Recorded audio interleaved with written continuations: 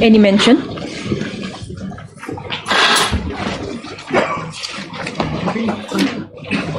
Item number 1. Adjourn. Yes, may it please, Your Lordship. Just hand it over the report to the boss. Yes.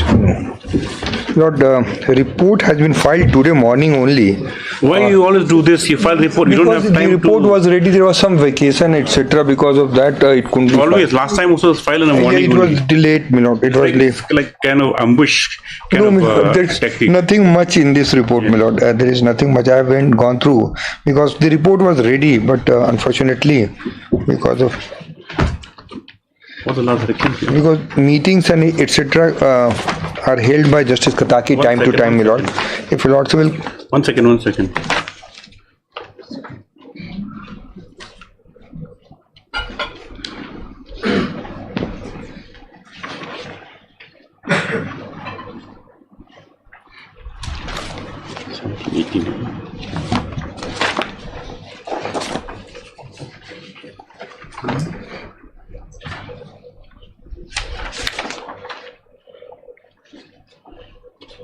Just give us one short answer on what happened to that 1.96 lakh metric tons. My lord, if your lordship will see that the stage-wise verification is being carried out, Where and is that? and Can that you your lordship will indicate find page 5, that view in respect of each district, my lord.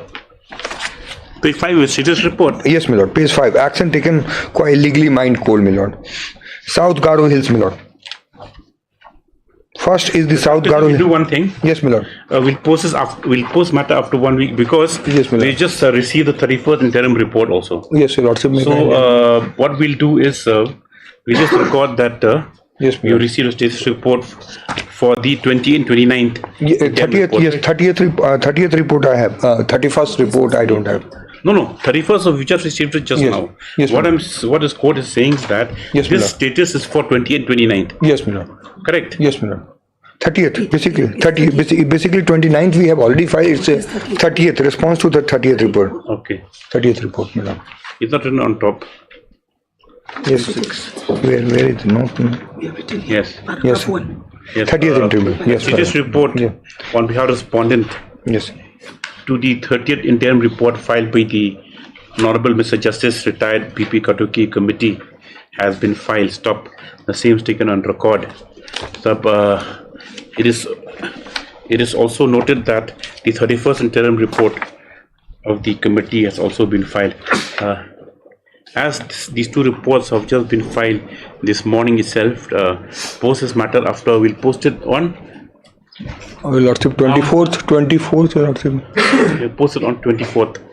Yes, for further orders. My lord, a report of 31st report may be Well, circulated. we'll not give it right now. Let us first see it. Yes. These Item, files become unmanageable also. because Speaking too many of huge, them. very difficult. item number 2.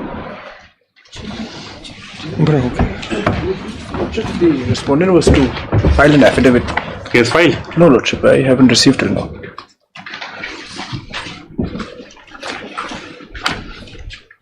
Will you file? Take on the file. Taken time is somewhere in the month of May. Mr. Bhamma, will close your affidavit. You have not filed it till date. You are mute. You are muted. We can't hear you also. My Lordship, I'm extremely sorry. I'm waiting for a RTI reply which has not been given to me till date from South Garo Hills, DC office South Garo Hills. So I'll just need a week's time so that I can accommodate that RTI reply in my reply. Okay, list together. List on 24th.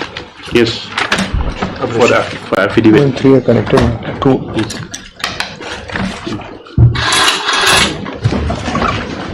We just received the report, that's why we'll have a look at it.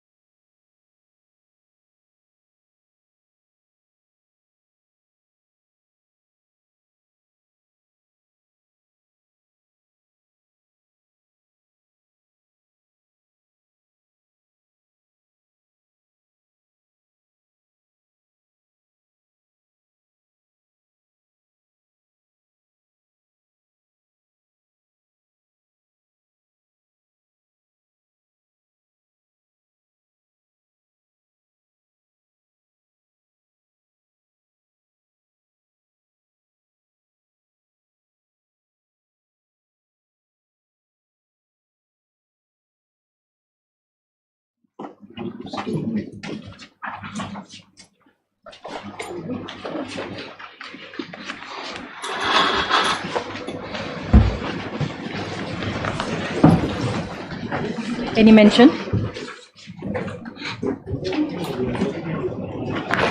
Leadership, I beg to mention item number 14, madam. Yes? Item number 14. 14. This matter, madam, you are required to file the rejoinder, madam. Who's going for rejoinder? And for the petitioner, madam. 13, 14 are similar. No, madam, 14 is separate matter, different matter. Who's the other side? State. You have not filed rejoinder. Your Lordship, We are filing it in course of the What day. rejoinder is supposed to file? My lord, this matter, the state has filed their affidavit, my lord. In the matter, when it was moved, my lord, it was listed up. After that, it was listed in hearing. Okay. Further, 1 week's time is pre allowed for rejoinder. Yes. After 2 weeks. 2 weeks or today? My lord, we are filing it in course of the day, my lord. They have already taken so many dates, my lord, for filing rejoinder, and I am ready with the matter. Let's finish it off next week. Let them. waiting for to file it in the course Yes. of the day. Course of the day.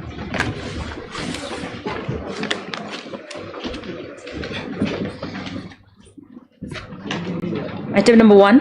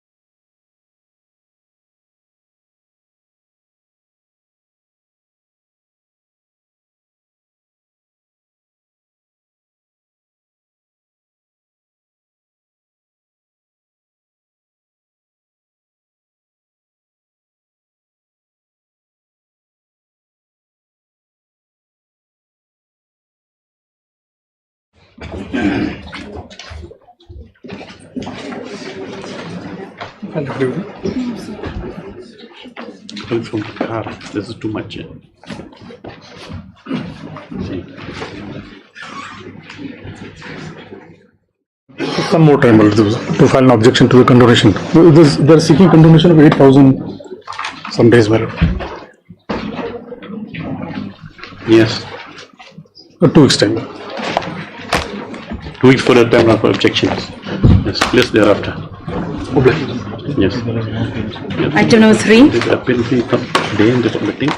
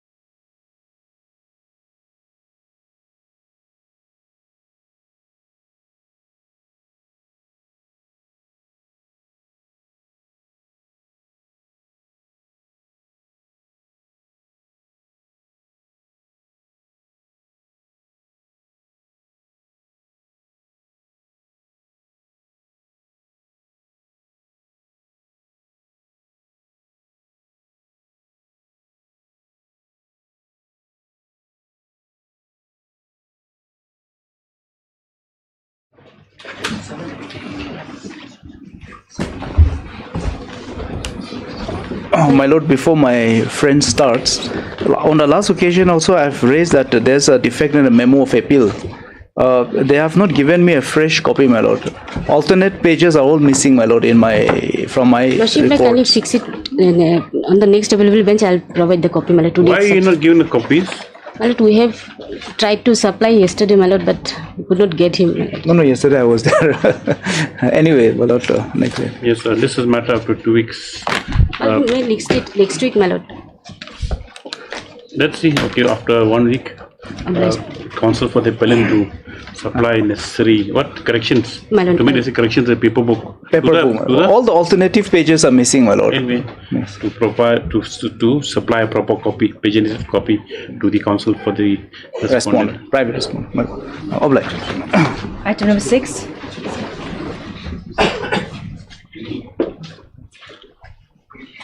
My lords, I have received the rejoinder filed by the petitioner. I pray that the matter may be fixed for hearing, my lord. Yes, my lord. I have submitted rejoinder on 8/7. When was it filed? 8/7/25. It's submitted to the parties that pleadings are complete. Accordingly, it's a matter of hearing after 2 weeks. Much obliged. Most of my lords. 7.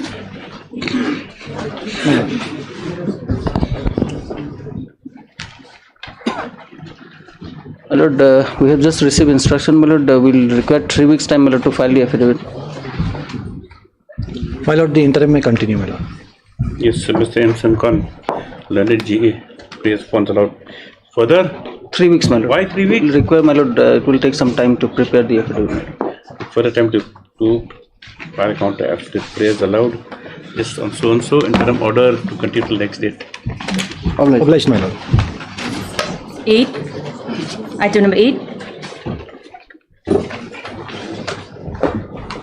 Lordship, item number 8 and 9 are both connected matters, Lordship. But these are also for affidavit. I'm praying for some.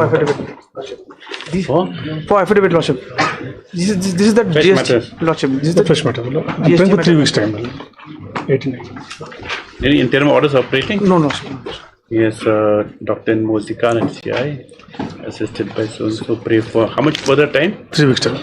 Responsible for the 3 weeks time to file affidavit. This thereafter and so and so.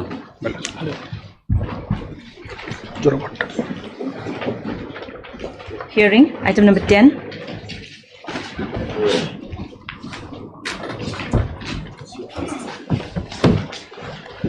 Wait, please, lord.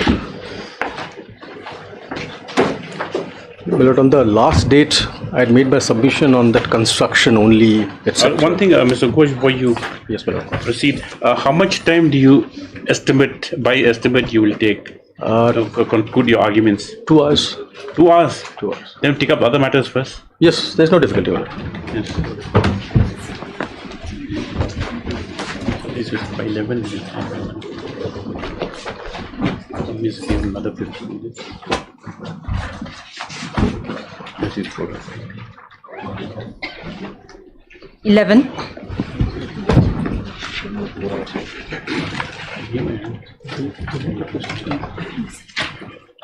You're making a sign.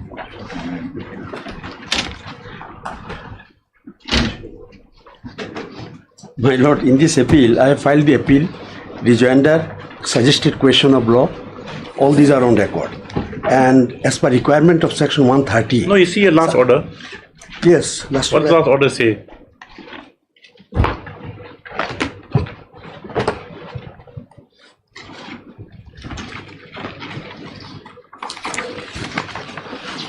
For further deliberation like this. No. You see the order, you don't have the order with you, that's why. Yes. You asked for 2 weeks time to prepare to bring some authorities. Yes, authority. Have you brought authorities in support of your case? The last order, Mr. Dasgupta, you took short time.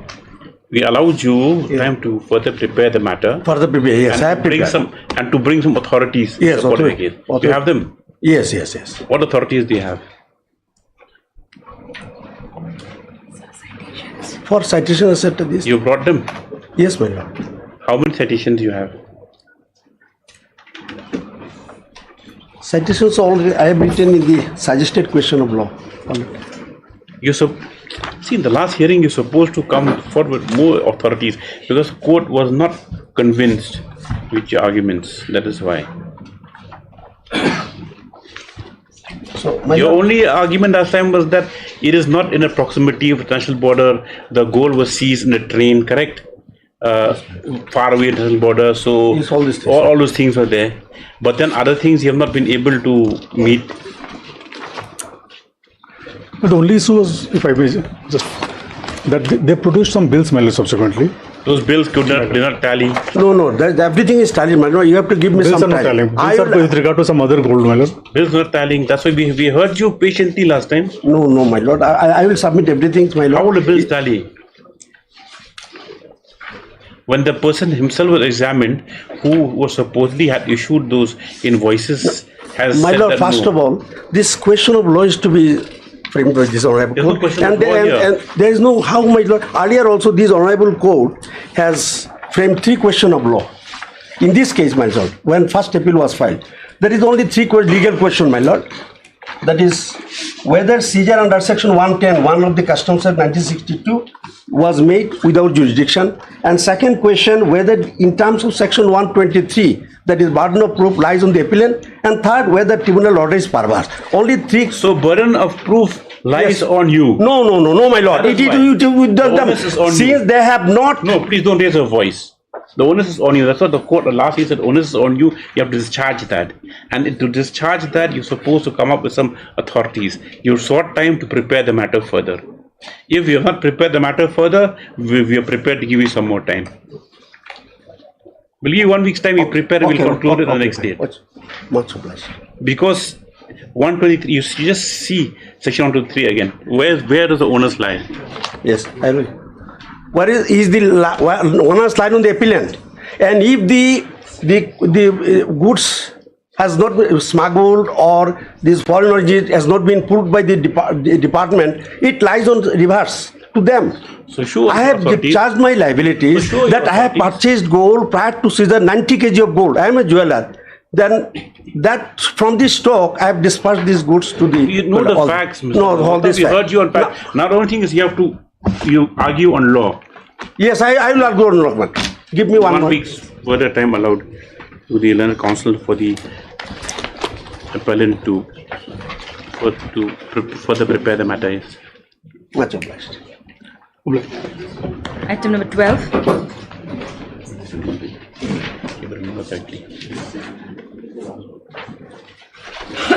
May it please your lordship. Lordship, the matter in the DV number 1 is yet to be disposed of, your lordship. It come after 3 weeks, your lordship. It's still pending. Still pending, your lordship. It is reported by the parties that the connected matter pending for the division bench of this court is still under consideration. Lordship. This is for hearing. It's currently a matter of the 3 weeks. Your lordship. And why does it go before the division bench on only both matters if they're connected? Look, that is concerning the college that teachers. is a college teacher, your lordship. These are, they've said a school teacher, your lordship. This is just the results judgment, yes. Apply, your lordship. 13. I don't know why again.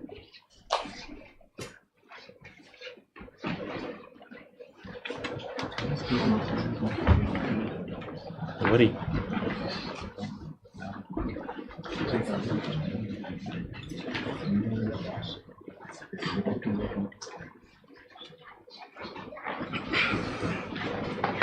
Lordship, please, I'm extremely sorry.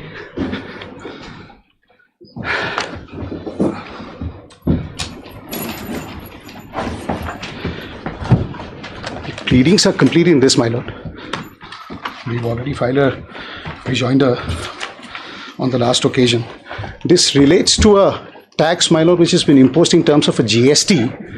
The case of the department is that there are certain sales which have not been shown, which are actually being done in terms of a midship by us, not being shown as a correct sale, but they are only invoices which have been raised, like scribbles, and have not been submitted for a particular period from 2017 to 20. Now the show cause in the demand notice says that 2017 to 19 seems to be have already taken care of. The demand notice says only from 19 to 20. So we are now concerned only from 19 to 20 period, which speaks about certain sales which has not transformed into a particular sale but is available on scribbles. They have come, seized it, and taken those documents. In our reply, we have specifically said that these are not sales. These are only invoices which have been raised. So therefore, whatever has arisen from 2019, 1st of April till March has already been counted, and we've already filed the GST to that the extent. The reports in regards to the submissions of 2017 to 18, 19, 20, and 21 all have been submitted. In fact, my reply, which has been given in regards to the second show cause notice, we have already replied by saying that we have submitted all the sales in registers and everything in stock. So, I'll first show the demand notice which has been raised. First is at page 44, my lord, is the inspection for search that was first issued in the month of 29th of May 2020. This is when the COVID was going on. So this is in regards to a certain inspection that they wanted to do. Subsequently, the search happened on 3rd of June, which is at page 45.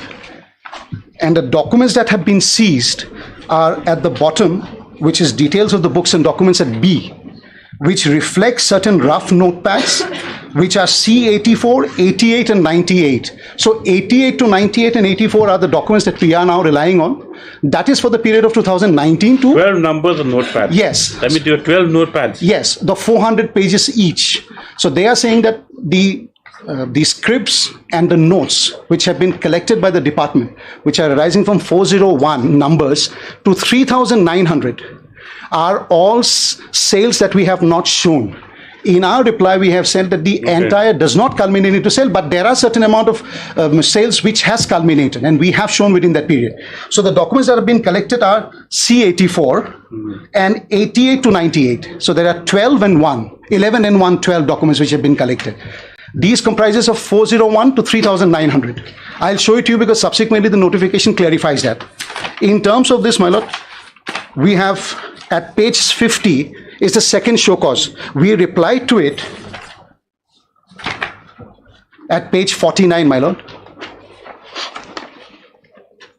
And at the 4 lines from the on the first paragraph. Yes, my lord.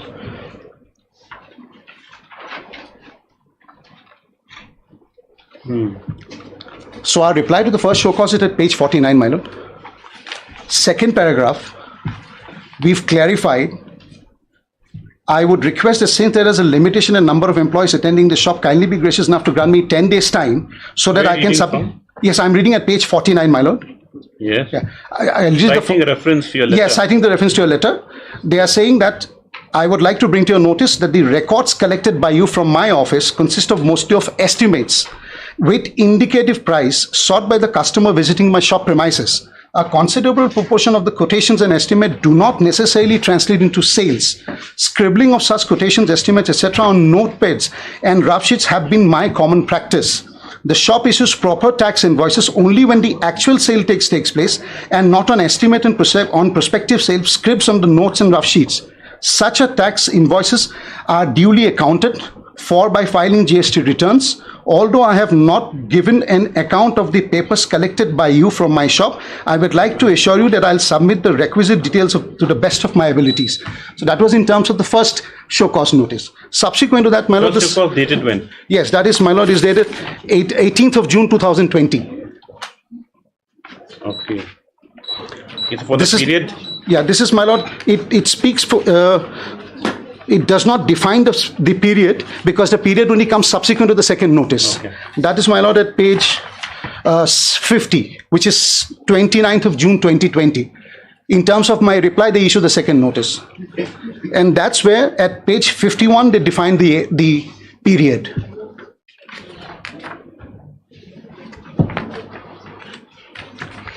Page 59. Yes. The second paragraph, my lord, may I just read? Page? Page 51. It's a continuation of the show cause notice. Page 2, it is internal page 2, my lord.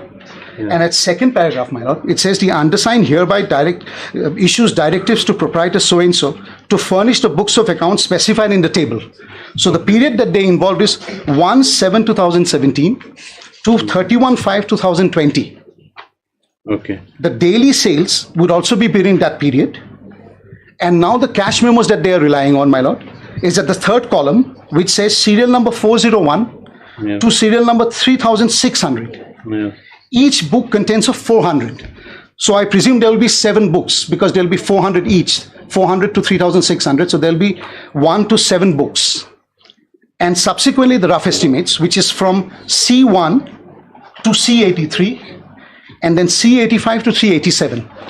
So that will be 11 plus 1, 12. So there will be 12 notepads and 7 books, which they have seized from me, seeking an explanation for this period. Yes.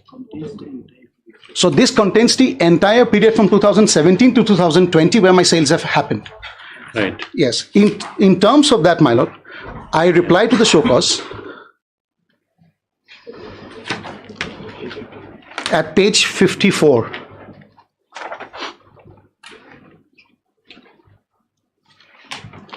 I'll read the first paragraph, my lord. Starting from the first line, I would like to initiate my submissions on the aforesaid notice by drawing attention to the opening paragraph of the notice, where I have been accused of being involved in purported tax evasion, for some memos were appearing in the sales ledger. On the basis of the same conclusion has been drawn that the data collected from my business premises were not mere rough estimates but quotations, but a genuine sale memos and cash memos.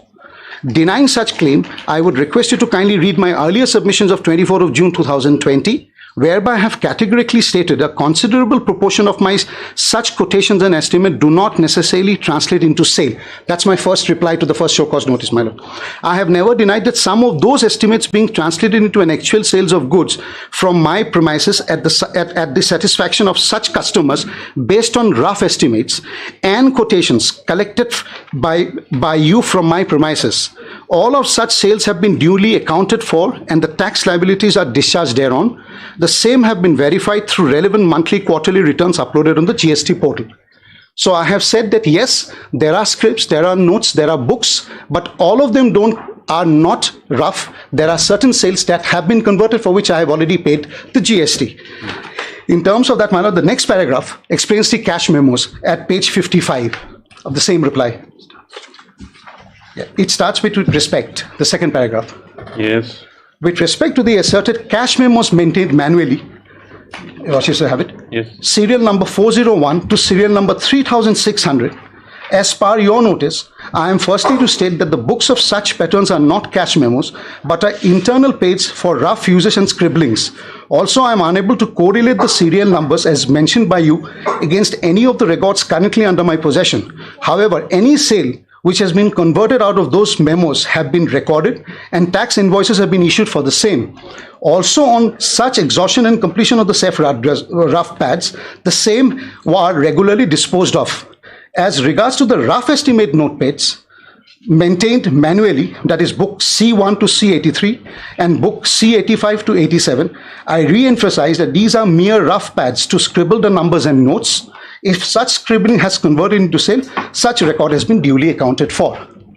So you have, when you went to, you appeared personally, that means? Yes. You have shown them, you demonstrated I have shown them. that, that there's some rough paths which have been yes. into sales. Not all were available to my lord because they had already taken possession of some of them. What were available to me, I showed Showing them that the transition from their documents itself. And I did say that some have to be correlated if it's handed over to me so that I can again correlate and perhaps give a better explanation. Okay. Yes, please continue. Yes, and your lordships will come back to the list of annexes in the same page at page 55. Yes. In my reply. Yes. So the period that is, if your lordships will correlate with the second notice at page 51, your lordships will remember the period is 1/7/2017 to 31/5/2020. So the entire period from So 17 you're to... saying the show cause will match the documents? Yes, to one extent. Also, the sales that they are talking about that has happened from 2017 to 20, my lord, all have been submitted to them with tax invoices. So the sales that has happened in terms of 401 to 3600, I am sure there will be a lot of sales which has actually happened and will be in this period. So I have also submitted those tax invoices which are from 17, 18, 18, 19 and 20. Along with that, my lord, I have also submitted the stock register. The reason One second, Mr. Fugan. Yes, please. Now let's go back to your show cause notice. Yes, please. My lord, that's at page 51. So the period is 1/17 to 31/5/2020. Correct. Okay, right. So that means the cutoff will be 20. Yes. So 2021 they should not take that in consideration. Correct. That is your contention. It should be rather. Yes. 2021 sales register should be relevant to some extent because my lord, the problem is 2017, 18, 18, 19, 19, 20. So I presume that the allegation that has now come into picture is the fact that 17 to 18, 18 to 19 seems to have no problems.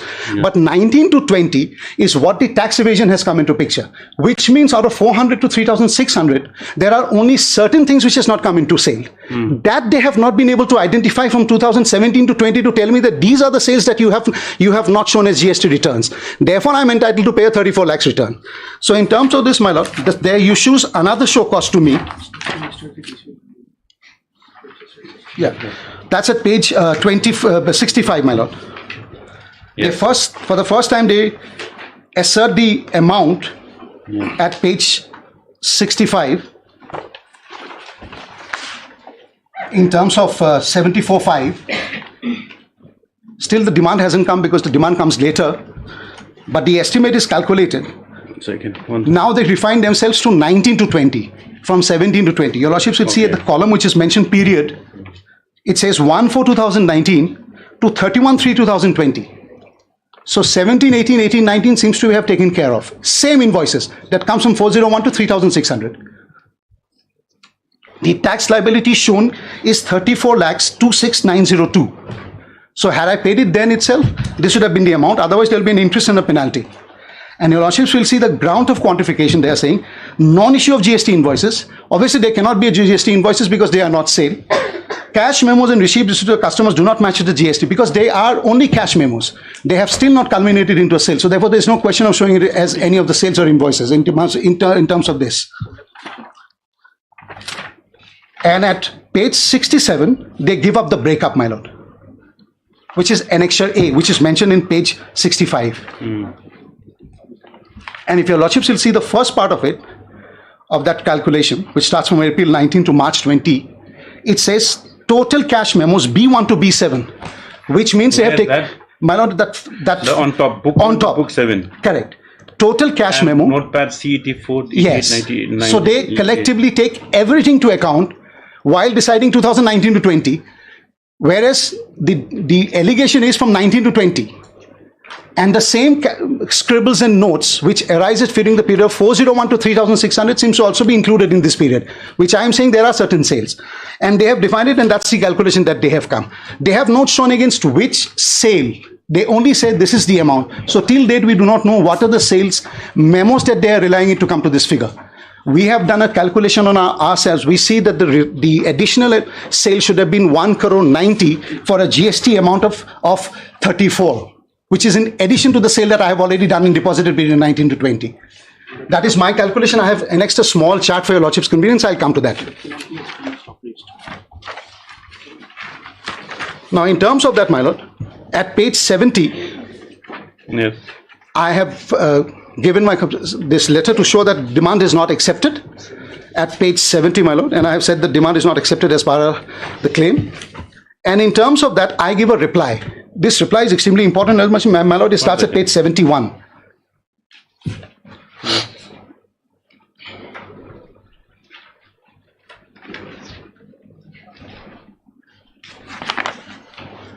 Page 71, my lord, the second paragraph I'm relying on.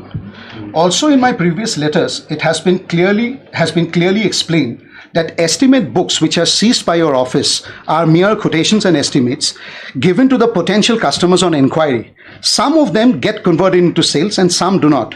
For the all actual sales in the year, we have a sale registered maintained. Lordships will remember in that first reply, I had submitted all the sales registered as well as my sale documents to show that this is what is the stock is. Maintained in tally, and on basis of this, we file the actual GST return. These sales already includes in a quotation converted into sales as per the estimate books. Adding to the sales as per the estimate books over and above the actual sale registered would be entirely wrong. Then it says, my lord, the next paragraph at page 72. 1 second. Estimate book, that means that estimate you give to your clients? Yes. Or what is it? The business is like this. Sample? Yes, my lord. They have, in fact, in their reply, my lord, they have relied on one document, which is at page 145 of the reply. Yes, my lord. That's the affidavit which the government department has filed.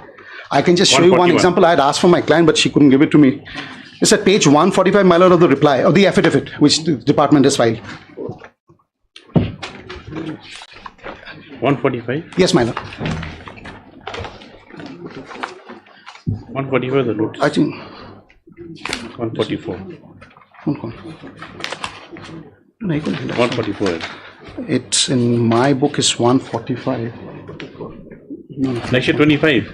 Yes, my lord. It's been annexed to the affidavit. It's their affidavit.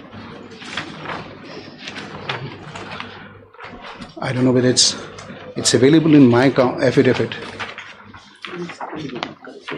The last 3 pages of the counter the reply. No, I'm talking about a photocopy. Yes, it's a photocopy which has been annexed in there. No, it's not here now in a copy. Sorry. Annexure 26, my lord. It's marked here as Annexure 25. See, Mr. Sinkan, it's an incomplete affidavit, I think. But the space is missing even from my copy. Yeah, because I think that's the continuation of this. Yes. It's 145. We don't have 140. 145 is the notice. 49. Can I have the counter? It's not there. The page is missing, my lord. The page is missing totally from the affidavit. My lord. There are 3 more pages to the affidavit, my lord, if I'm right, because it's 145, 146, and 147. 147 is an annexure that they are relying I'm sorry, Mr. Fukar, what to do? To no fault of yours, No, have I to come think again. Mr. Sinkan, at least some care should have been taken while. we'll correct it. How do you correct it? Now it's already an affidavit.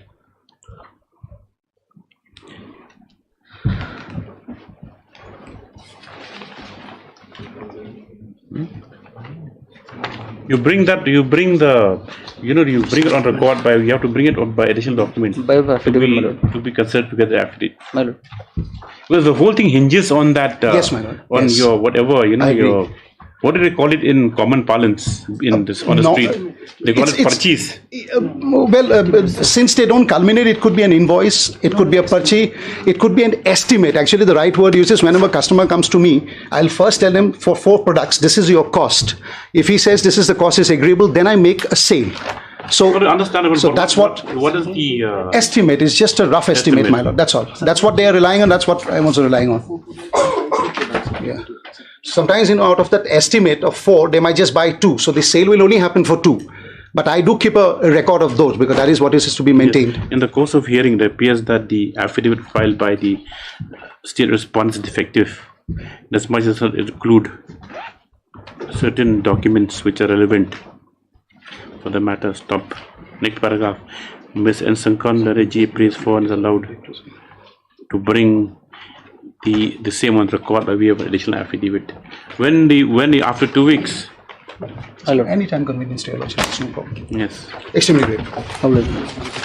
There's an interim order which has to continue, my lord. Interim order shall continue. Extremely great.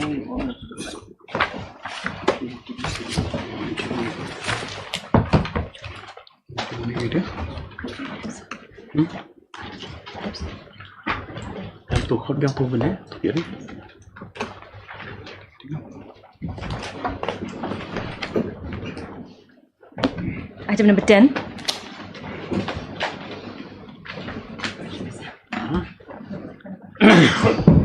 Yeah. Wait, please, Your Lordship. My Lord, on the last day, I've completed my submission on the construction only. I'll just let me just get my notes out. Yes, yes.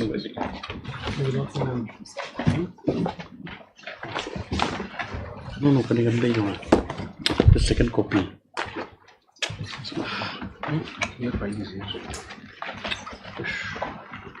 Oh, is sleepy today, assembling. Huh?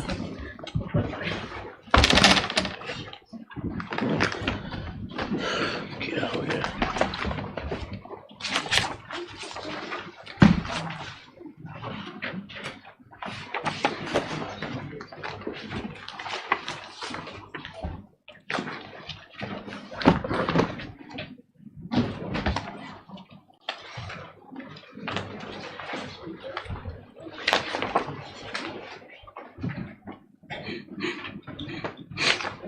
Yes. So I had concluded my submission on construction only or construction also, and also that the circular was amendatory and therefore to that extent was bad in law. So now, having concluded that aspect, The third issue that I raised for my lord's consideration is the jurisdiction of the person who has issued the show cause notice. Jurisdiction of the person who has issued the show cause notice. Okay. If he has jurisdiction, show cause survives. If he does not, then the whole proceeding falls. Now, my lord, if my lord comes to my writ petition page 153,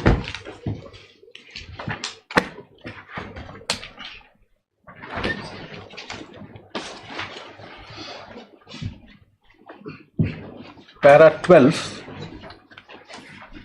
153. Yes, 153, para 12.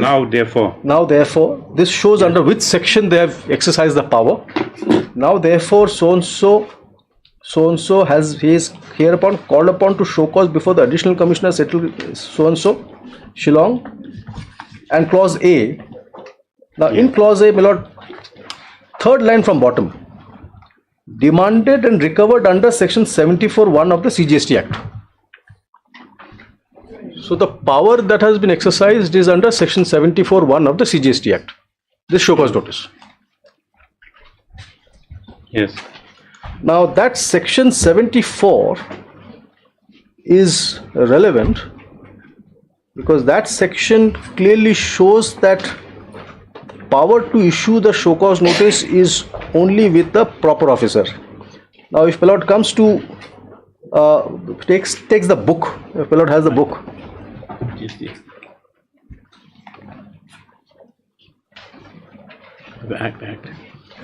Pelot takes volume 2 of my writ petition. It is annexed there, page 629.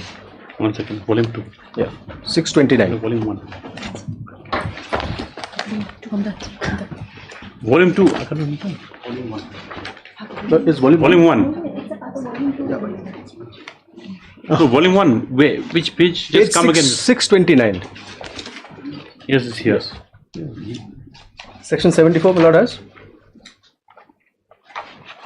Yes. Yes, we got it.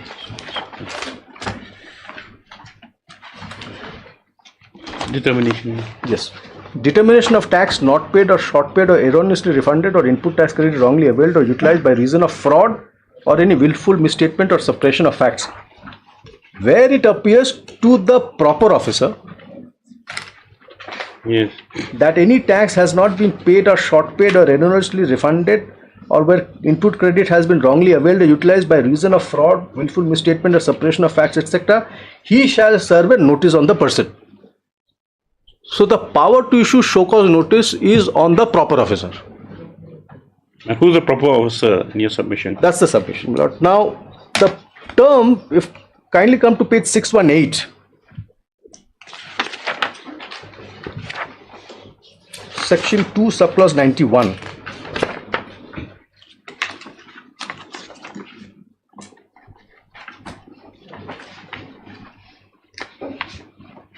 Proper officer. Proper officer. Yes. Just Bhattacharya has that? Yeah. Yes. Section 2, subclause 91.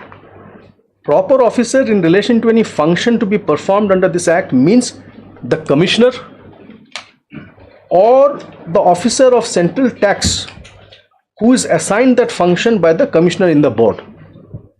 Which means there are three things. A commissioner is a proper officer. So if the show cause was issued by the commissioner, CGST or Meghalaya, whatever, no difficulty. Or somebody has to be an officer of central tax on whom the commissioner in the board, which is a defined term, has conferred the power. Yes. The idea is the state should not go amok and issue show cause notice. Yes. It's a check and balance. Either the highest officer or commissioner in the board deems it fit that so-and-so is the fit person to be a proper officer. Those are subspecies of the central tax officer. Yes. Now, what is relevant is who is a central tax officer. Now for that, if my lord comes to page 623,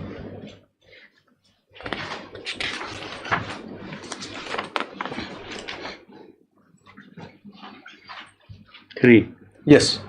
Section 3. The government shall, here the word government would mean central government. The government shall, by notification, appoint the following classes of officers for the purposes of this Act, namely Principal Chief Commissioner, Principal Commissioner, Commissioner of Central Tax. Yes. Gentleman who is a proper officer gets appointed by the government. Additional Commissioner, Joint Commissioner, Deputy Commissioner, Assistant Commissioner, and any other class of officers as it deemed fit, provided that officers appointed under the Central Excise Act shall be deemed to be the officers appointed under the provisions of this Act. So which means you become a central tax officer through an appointment that is done by the central government, through a notification. But then once you become a central tax officer, you still need to be assigned the power of a proper officer. Now what has happened is,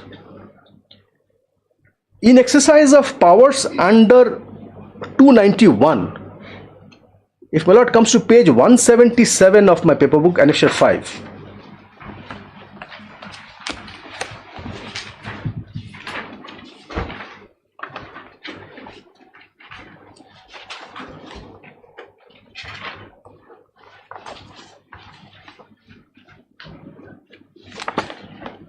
page 177. 171.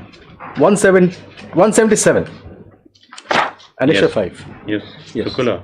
Yes. Now, this is dated 5th July 2017 at the advent of GST. Kindly see the subject. Proper officer relating to the provisions other than registration and composition under the Central Goods and Service Tax Act. In exercise of powers conferred under 291 of the Central Goods and Service Tax Act, read with Section 20 of the IGST Act and subject to 52 of the Central Goods and Service Tax Act, the board hereby assigns the officers mentioned in column 2 of the table below the functions as proper officer in relation to the various sections of Central Goods and Service Tax Act or the rules made thereunder, given in the corresponding entry. Which means this is the universe through which proper officer assignments has happened. It is not a blanket assignment, it is section wise. For example, kindly see the table. Principal Commissioner, Commissioner of Central Tax shall only exercise power as proper officer under section 67(7) and 78, not under 74. And 74 was the proper officer. 74 is at serial number 4, which is page 179. Okay. This has 67, been 70, 70, yes. This has been conferred on the Superintendent of Central Tax. Yes. So, Superintendent of Central Tax is a proper officer, is a Central Tax officer and proper officer by virtue of this circular. Now, what happens is, if my lord now takes the book, my lord may come to page 623.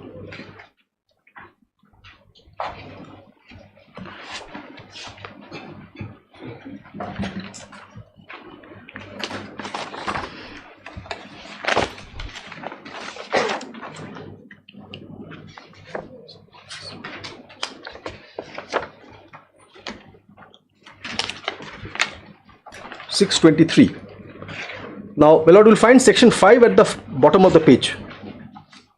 Clause 2, because that is what the circular says. An officer of Central Tax may exercise the powers and discharge the duties conferred or imposed under this Act on any other officer of Central Tax who is subordinate to him. Now, so if a superintendent has been made a proper officer, his superior in rank can also be a proper officer. He can exercise that power. Now, if we go back to that circular, the table,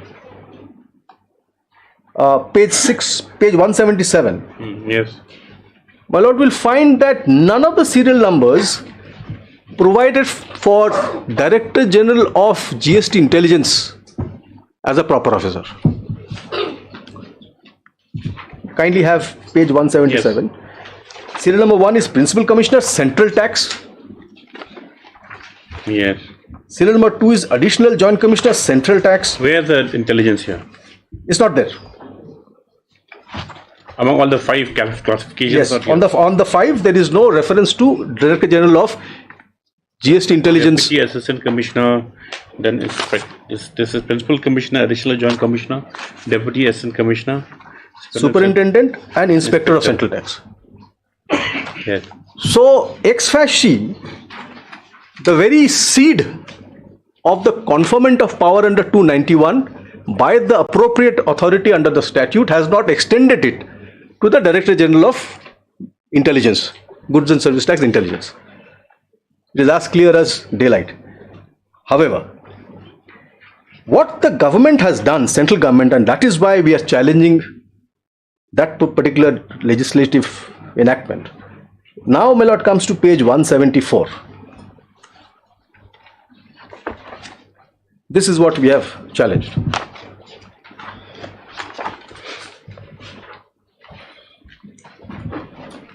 Page 174? Yes. Now, my lord, as a history, originally this was purported to have been issued by the board. Then they realized that it is a mistake, because under section 3, power was only with the central government. Originally they said it was issued by the board, then they issued a corrigendum. So therefore both will have to be read. Now may I read 174? In exercise of powers conferred under section 3, read with section 5 of the CGST Act and section 2 of the IGST Act, the Central Board of Excise and Customs hereby appoints the officers of Director General of Goods and Service Tax Intelligence, Director General Goods and Service Tax, and Director General of Audit as specified in column 2 of the table below as central tax officers. To that extent, there is no difficulty because section 3 power is there with the government to appoint. But the problem starts here. And invest them with all the powers under the Central Goods and Service Tax Act and IGST Act and the rules made thereunder throughout the territory of India as are exercisable by the central tax officers of corresponding rank as specified in column 3 of the said table. So two things have happened under this notification. Power exercised under section 3. Appointment happens of some officer as central tax officer, which is what section 3 says. Yes. And then they go further to invest in those central tax officers power of equivalent rank. Now, so he gets a principal commissioner rank. He gets a commissioner rank, principal commissioner rank, and so on and so forth. It is by virtue of this that serial number 4 we are concerned with, Additional Director General of Goods and Service Tax, who has issued the show cause notice, has assumed the power of a commissioner and thus a proper officer. Now the neat submission I make for my lord's consideration is, so they've facilitated them coming under 291. That's it. That's it. Yes. Now therefore what has happened is whether this delegated legislation has travelled beyond the powers conferred on the central government under section 3. Now for a moment now, my lord, takes page 623.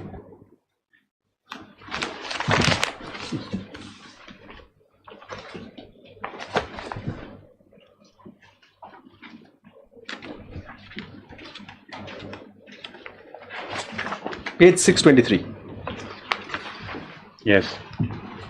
The government shall by notification appoint the following classes of officers for the purposes of this act, namely Principal Commissioner, Central Tax, etc., etc., etc., provided that officers appointed under Central Tax Act shall be deemed to be officers appointed under the provisions of this act. It bears no reference to investment of power. It bears no reference to investment of power.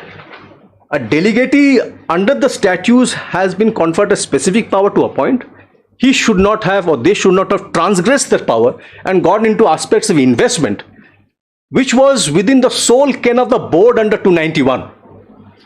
Yes. And the corrigendum, for completeness, I wanted to show, my lord, page 174 may be taken. I'll trouble my lord to page 174 again.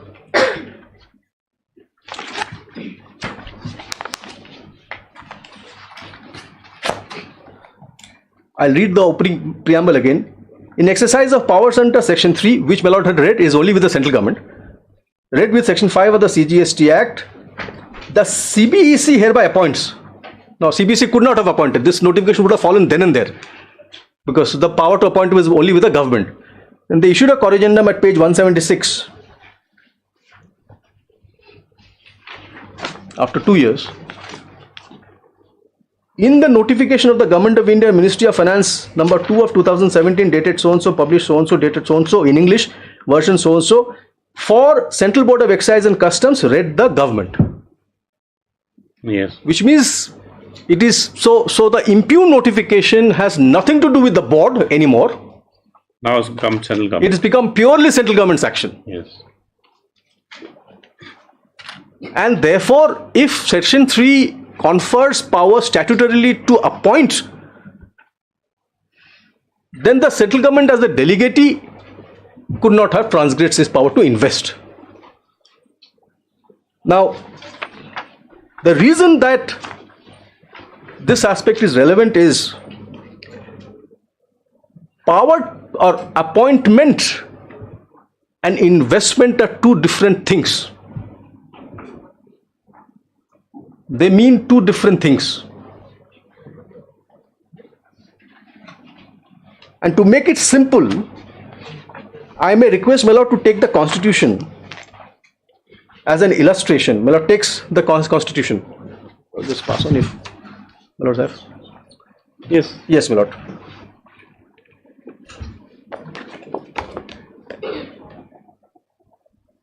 I may request my lord to see Article 155 as an illustration. 155.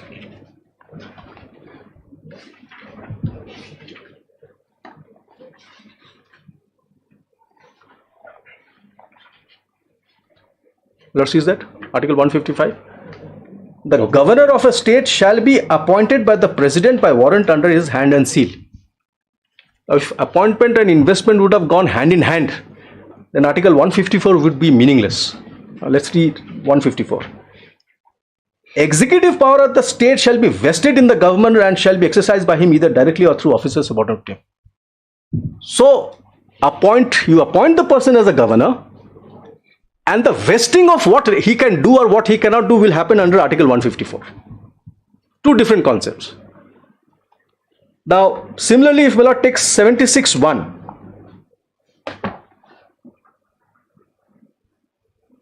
Article 76(1).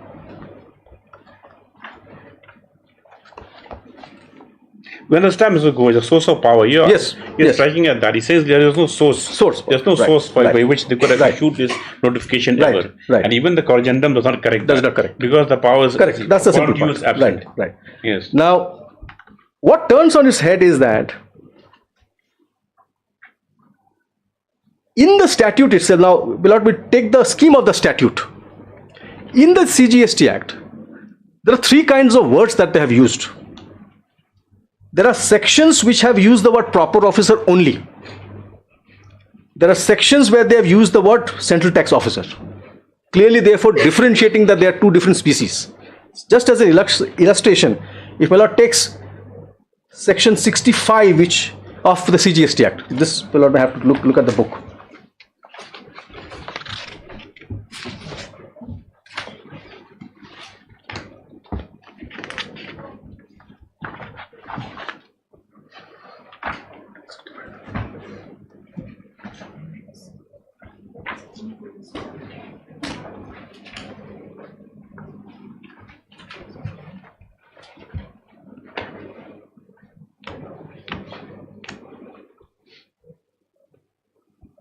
Has that?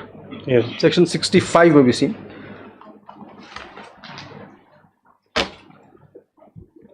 Audit by tax authorities. Yes. The commissioner or any officer authorized by him by way of a general or specific order may undertake audit.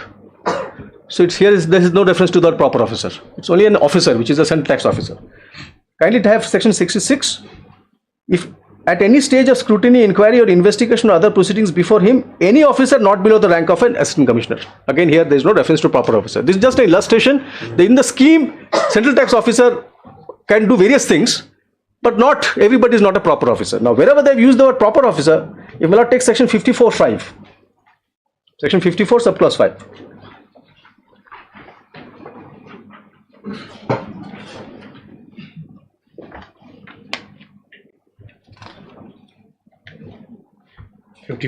Yes, clause 5. If on receipt. If on receipt of any such application, the proper officer is satisfied that the whole or any part of the amount claimed is refundable, he may make an order. So wherever there is a quasi-judicial process, as opposed to administration of the legislation, they have been conscious to use the word proper officer. So they can't be understood as one and the same. Now this, therefore, my submission is, the impugn notification having travelled beyond the scope of authority or to the central government cannot be sustained. And as soon as he is no longer of the rank of a commissioner, the circular through which proper officer has happened cannot come to shield him. Read with section 5.2, which says that a junior officer's thing can be done by a senior officer. That's the legal submission, my lord. Yeah. Now, I wish to place something which is relevant. This concept of intelligence officers being a proper officer or authorized to issue show cause notice is not new. A question may come from my lords, what used to happen under central excise and customs? Because so now your submission is that why are you using the different nomenclatures to delineate their own functions? Correct. That's it. And this notification has transgressed because it has only conferred the power to appoint but not to invest. If the investment power was also there in section 3, then it was proper. So since it falls short of beyond the appointment, there is no reference in section 3, the central government could not have invested power. They can at best make them central tax officer. So a DGGI is a central tax officer. But as I had shown, wherever central tax officer is referred to, those sections are very clear. But wherever proper officer has been referred to, you can't confuse the two. Specific usage of two different terms in the statute means two different things. There are some judgments which I'll place. That's a very known law. I was now alluding to the fact that Lord may ask me a question that this DGGI or DRI, Revenue Intelligence Authorities, they have been issuing show cause notice for a while, even under the erstwhile law. How were they operating? Was that good in law? What is bad in law? Or how is it different from the GST? Just to complete the circuit in that sense. Now, under the Customs Act, I may request Vella to take page 29, volume 1 of my compilation.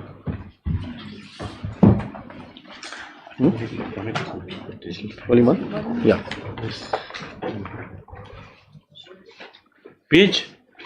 No, this is in the petition. It's not a petition, it's a compilation. Volume 1. Volume 1 that asks Of the compilation. Of the compilation, Lord. Compilation. That's not been given as yet. Yeah, this is a compilation. Yes, that's not been given. This is independent issue.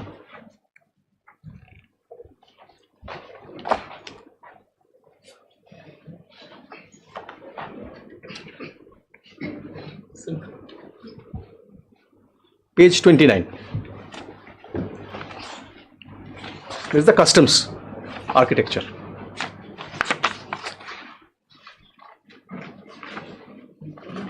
What has page 29? Yes. At the foot of the page, my lord will see section 4. Yes. Appointment. Appointment. Here the power of appointment not with the central government but by the board. Earlier it was to be central government, then it was amended. The board may appoint such persons as it thinks fit to be an officer of customs. So central tax officer under GST is equivalent to officer of customs under Customs Act, but the distinction is the central government versus board. That's the only difference. So section 4 is equal to section 3. Then at the top of the page, section 2 subclause 34. Yes, proper officer. Proper officer in relation to any functions to be performed under this act means the officer of customs who is assigned those functions by the board or the principal commissioner of customs or commissioner of customs. Very same architecture. Here also commissioner or chief commissioner and those customs officers who are so assigned. Very similar architecture. Now what happened is in this volume, if my lord takes page 1,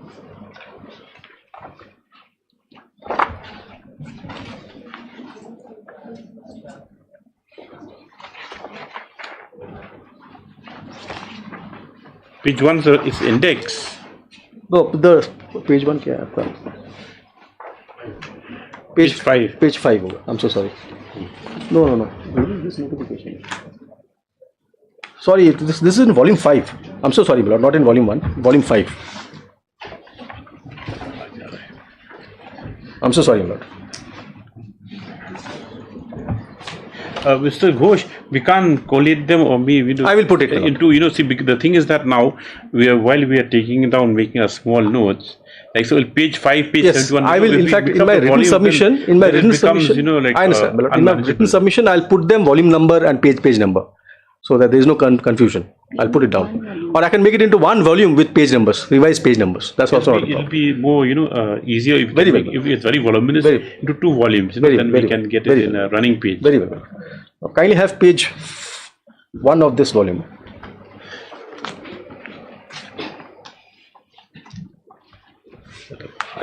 Page 1.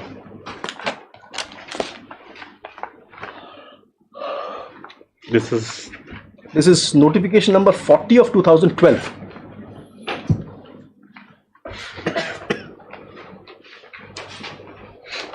Or has that? Under Customs Act. Yes, under the Customs. Now kindly see what they had done in Customs.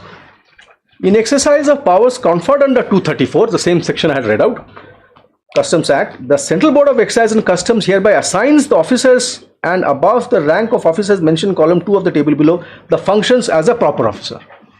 In this, therefore, the assignment happened through this notification. Now kindly see serial number 4 at page 3.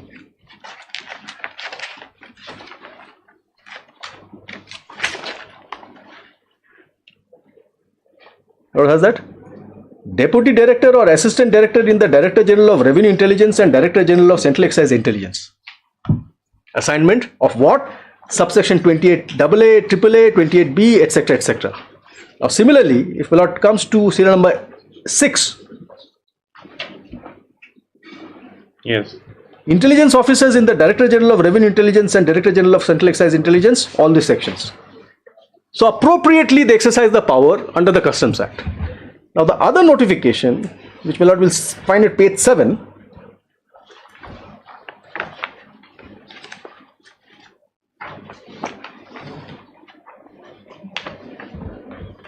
now this is the notification for issuance of show cause notice under Customs Act. In exercise of powers conferred under subsection 234 of the Customs Act, Central Board of Excise and Customs hereby assigns the functions of proper officer to the following officers mentioned so and so for the purpose of section 17, 28, 28 AAA. 28 is show cause notice. And here serial number 1 is Additional Director General, Deputy Director, etc. of Revenue Intelligence. And clause 3 is Additional Director General, Additional Director, Joint Director, etc. of Central Excise Intelligence. The DGGI, DRI. Such an exercise of power ought to have been done under GST also. That has not happened, and instead the central government has transgressed. Yes. Now, I will now straight away come to the judgments that I seek to rely upon. Before that, my lord, in the statute itself, the words appoint has been used distinctively and separately from the word authorize or assign, because that shows the scheme of the act. Because the law is, if in a statute 2 different words are used in 2 different places, then they mean 2 different things. It's a very well-known principle of law. So I just want to show where all they have used the word appoint. Apart from section 3, we'll not take section 4. Where has the book? Appointment officers. Yes. Section 4 is appointment of officers. Board may, in addition to officers as may be notified by the government, appoints as officers. Here it refers to the word appoint. Then we come to section 6. 623, yes. Yes. Section 6.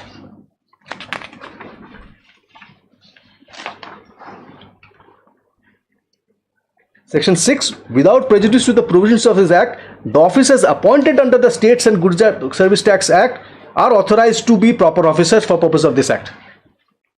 Clearly they have chosen 2 words, appoint and then authorized. They are 2 different things. Now,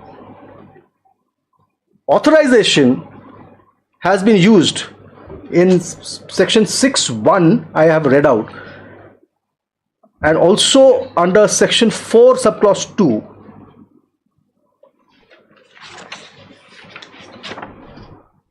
Subclause 2.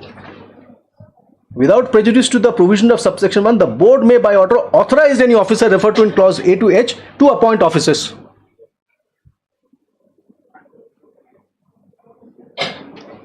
So the statute itself is replete with the distinction that exists between appointment and authorization, apart from the fact that they mean two different things. Now, the meaning of these two words, volume 4 is with the bench, right? Huh? Okay.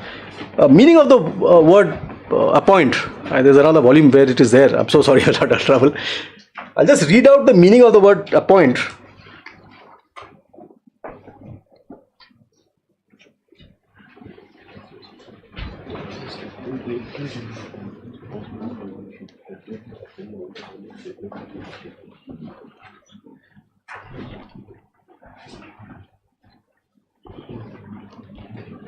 From Black's Law.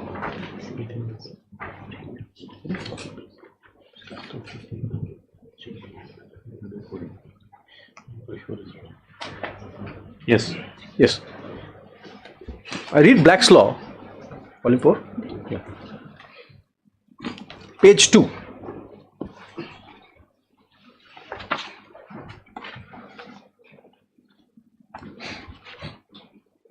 What has that? Page 2, my lord will find at the right hand column, at the end definition, appoint. Yeah. To fix by decree or order, command, decision or mutual agreement to constitute will consent, to choose or designate someone for a position or a job.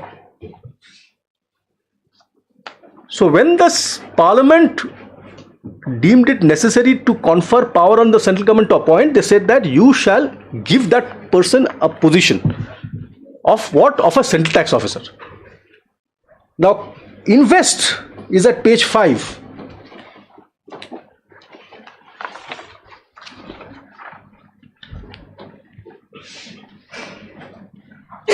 On the right column, page 5 on the right column, in the middle of the page, my lord will find the word invest. Yes. Yes. Invest means to supply with authority or power. The US Constitution invests the president with the power to conduct foreign affairs, which is exactly what we saw in Article 154 also. The governor was conferred with the power. So clearly, in Section 3, appointment cannot be understood to subsume investment because they are two different things. And absent any specific power to invest, that investor that has happened is bad in law and therefore it falls for. Now I'll quickly take my lord to the decisions on this regard. First, my lord, is in volume 1, Marathwada University, page 73, volume 1 of the compilation. Yes.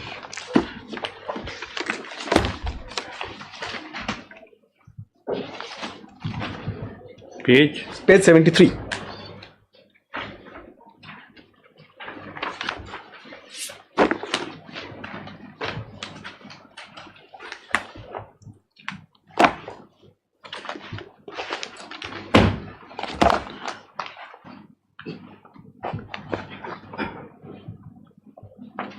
What has that? Yes. Yes, Marathwada University, 89-3 SSC.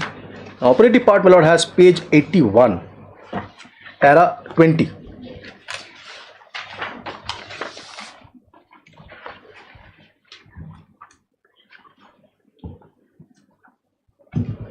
Yes. Para 20. Counsel for the appellant are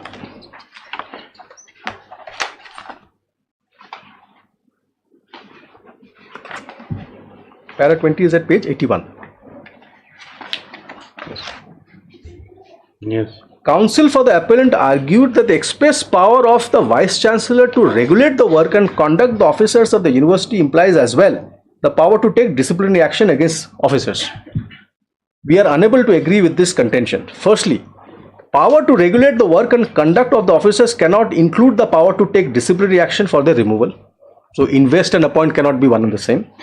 Secondly, the Act confers power to appoint officers on the Executive Council, and it generally includes the power to remove. The power is located in the section so-and-so of the Act. It is therefore futile to contend that the Vice Chancellor can exercise that power which is conferred on the Executive Council. Since the power is conferred on the board, it is futile to exercise that the Vice Chancellor can exercise that power which is conferred on the Executive Council. It is settled principle that when an Act prescribes a particular body to exercise a power, it must be exercised only by that body. It cannot be exercised by others unless it is delegated. Now, in this case, there is no delegation, upward delegation by the board to the central government. So therefore, this judgment clearly establishes that apart from the fact that the principles of delegated legislation has been violated, delegated non-protos delegary, that's one. B, he who was supposed to exercise the power has not done so, which is the board. Absent that, provision becomes bad. Then comes page 137. It's a criminal law judgment, Supreme Court, State of Maharashtra versus Mohammad Salim Khan, 137.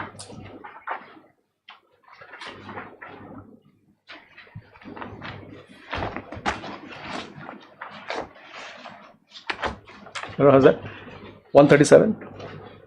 If this, my lord, comes to page 141. Para 15.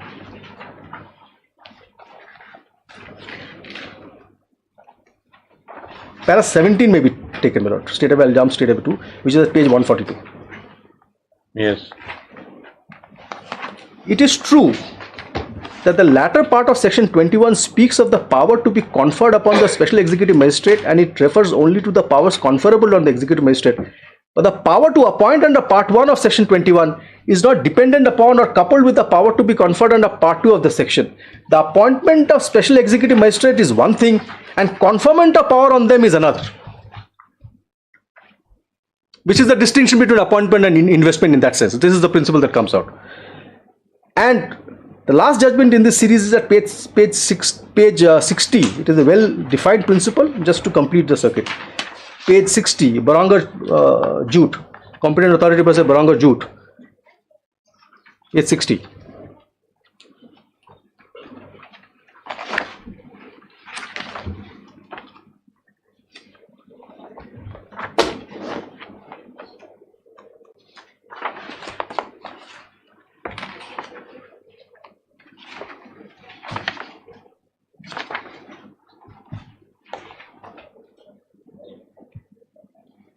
Now, the operative part, my lord, will find at page 67. Para, my lord, it starts with a hanging para, which is part of para 5. And in that, placitum D may be taken.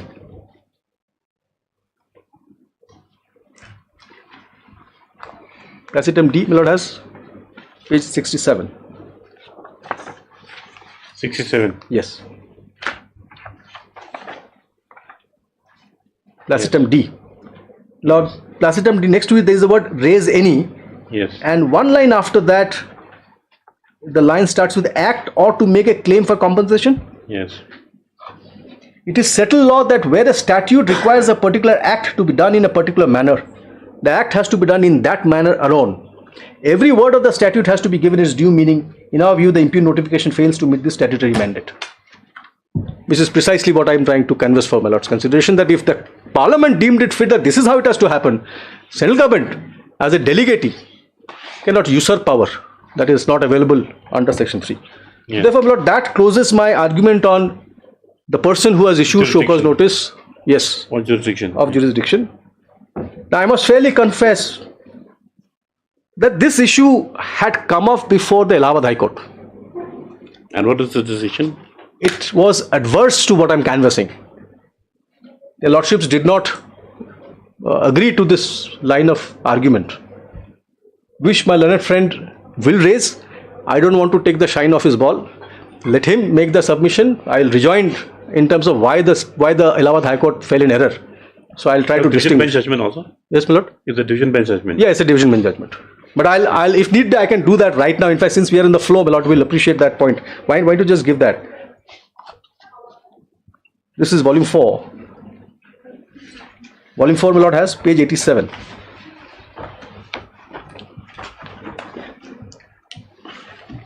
Good exercise.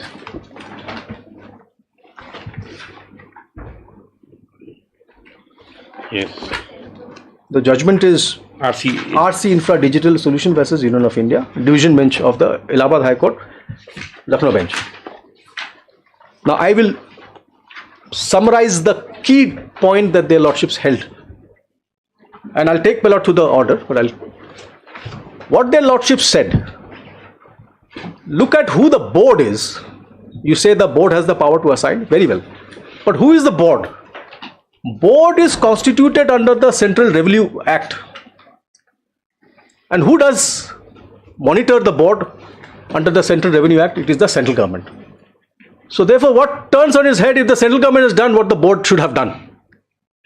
It is an admission of the point that it should have been done by the board, but since the central government is the administrative controller of the board, matters not if that exercise of power has been done by the central government. This is how their lordships have justified the action. Yeah. I'll come straight away to the paragraph, para 18.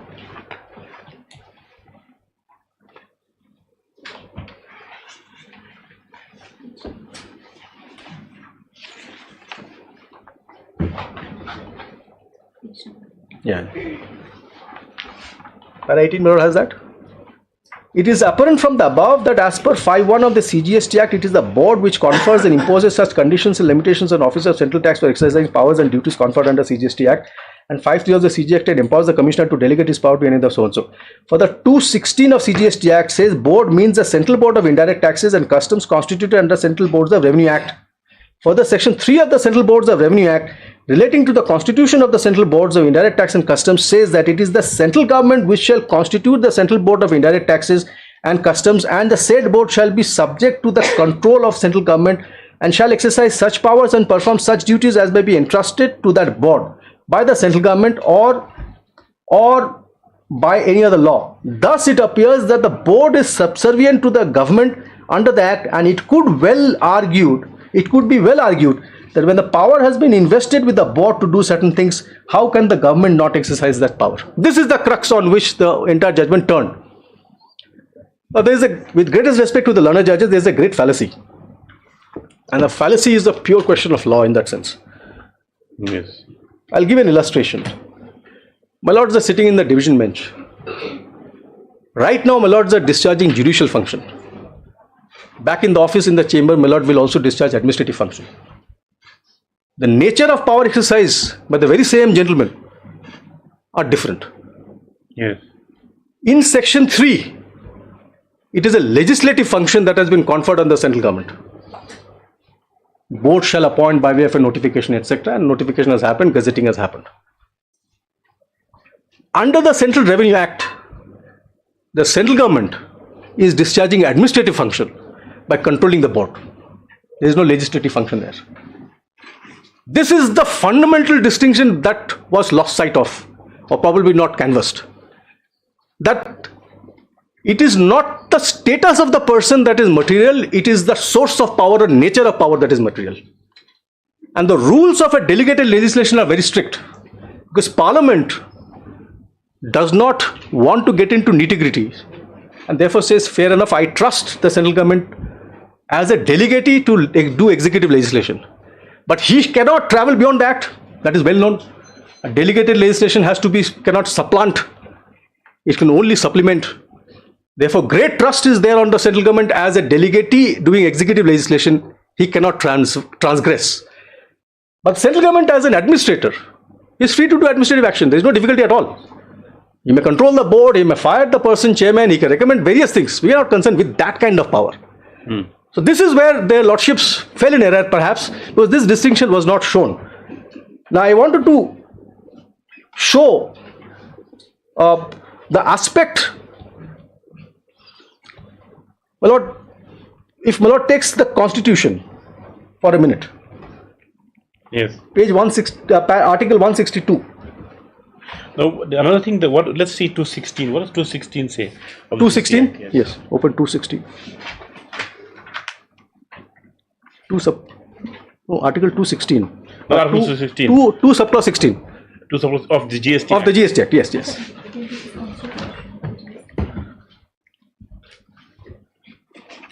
What said 216 allows? Yes, my lord, I'll quickly come. Board. Okay, yes. It defines the board. And the business. Correct. Okay. Yes, please continue. Yes. So, my lord, I wanted to refer, my lord, to Article 162. 160. Article 162.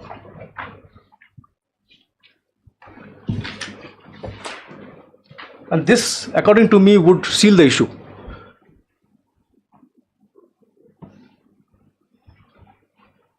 Yes. Extent of executive power of the state. Subject to provisions of this constitution, the executive power of a state shall extend to matters with respect to which the legislature of the state has power to make rules, make laws. This is the legislative power of an executive. This is the legislative power of the executive. Yes.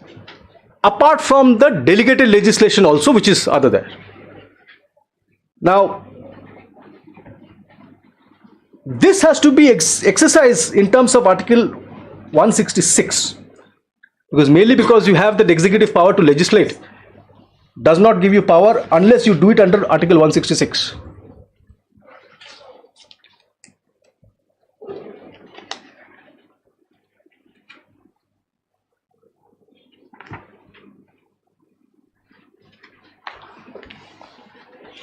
But 166 is conduct of business by the government or a state. These are the rules of business. All executive action of the government of a state shall be expressed to be taken in the nature of the governor, in the name of the governor. Orders and other instruments made and executed in the name of the governor shall be authenticated in such manner as may be specified in the rules to be made by the governor, and the validity of an order or instrument which is so authenticated shall not be called in question on ground that it is not an order or instrument made or executed by the governor. Which means that anybody and everybody in the central government cannot start doing this kind of thing. It has to be as per the rules of business. Now, contra to this, well, Lord, notice that under the GST Act, section 168 confers power on the board to issue circulars. That is also an executive action. That is also an executive action. Or under the Central Excise Act, board could have issued instruction. Can it be said that the two are of same status because it is being done by the board who is the executive? The answer was no.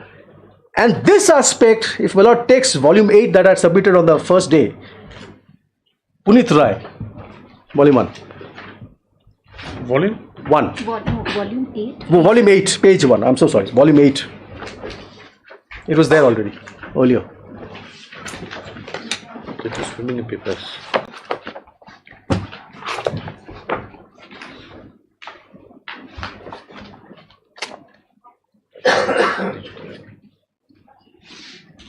After the grounds which is on page 8, it's page 1. Punit Rai. Yes, my lord. I had read out the judgment. Now it will come into context also, relevant to this issue as well. Punit Rai versus Dinesh Chaudhary. Operative part is at para 42 at page 19.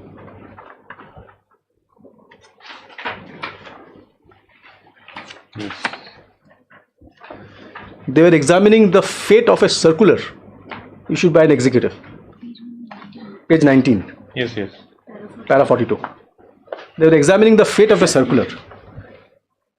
The said circular has not been issued by the state in exercise of powers under Article 162 of the Constitution of India.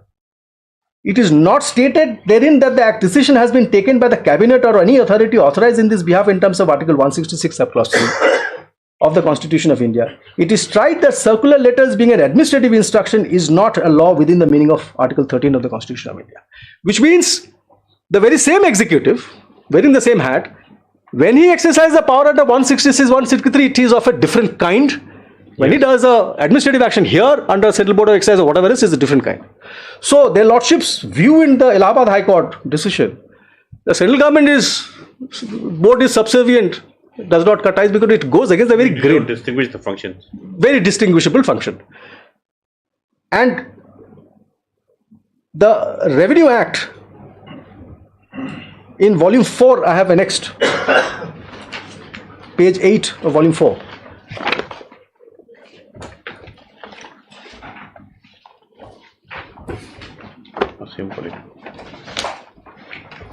Page 8. Central Board of Revenue Act. Yes. Let's see who has exercised the power and what kind of power has been conferred on the central government. Preamble. An act to provide to provide for the constitution of the separate board of revenue of direct taxes and excise and customs, and to amend certain enactments for the purpose of conferring powers and enforcing duties on the said boards. So the Parliament legislates, creates the board through a legislative enactment, which is the Central Board of Revenue Act. Now kindly now come to clause 3. The central government shall, in place of Central Board of Revenue, constitute 2 separate Board of Revenue to be called the Central Board of Direct Taxes and Central Board of Excise and Customs, and each such board shall be subject to the control of the central government, exercise such power and perform such duties as may be entrusted to that board by the central government or under any law. Each board shall consist of number of persons not exceeding 5. Then clause 4. The central government may make rules for the purposes of regulating the transaction of business of each board, and every order made by the Act done in accordance with such rules shall be deemed to be an order taken by the board. So it's a clearly administrative function in that case. No legislative power in that sense. The central government has been conferred in that sense. So therefore my submission there is, it is violative of this very nuanced principle of law. The other principle is judgment of Supreme Court Hukum Chand. This is loose.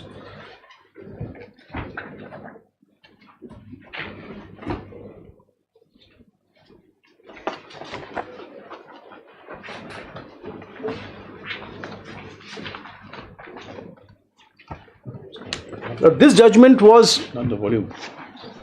Is a loose judgment, my lord. But this judgment, I'll put the context.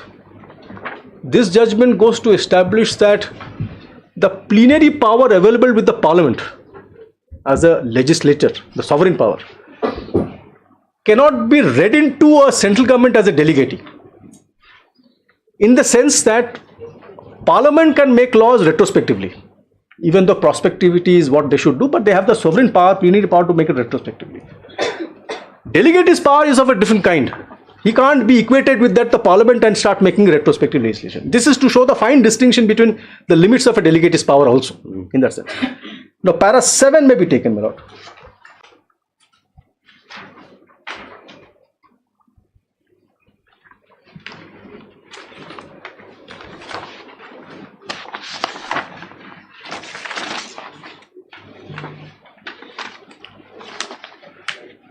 Para 7. Rules have been framed by the central government in exercise of powers conferred under section 40 of the Act. This is the delegate legislation. According to subsection 1 of that section, the central government may, by notification of the official gazette, make rules to carry out the purpose of the Act. Subsection 2 mentions matters in respect of the rules may make provisions without prejudice to the generality of power, etc. Para 8.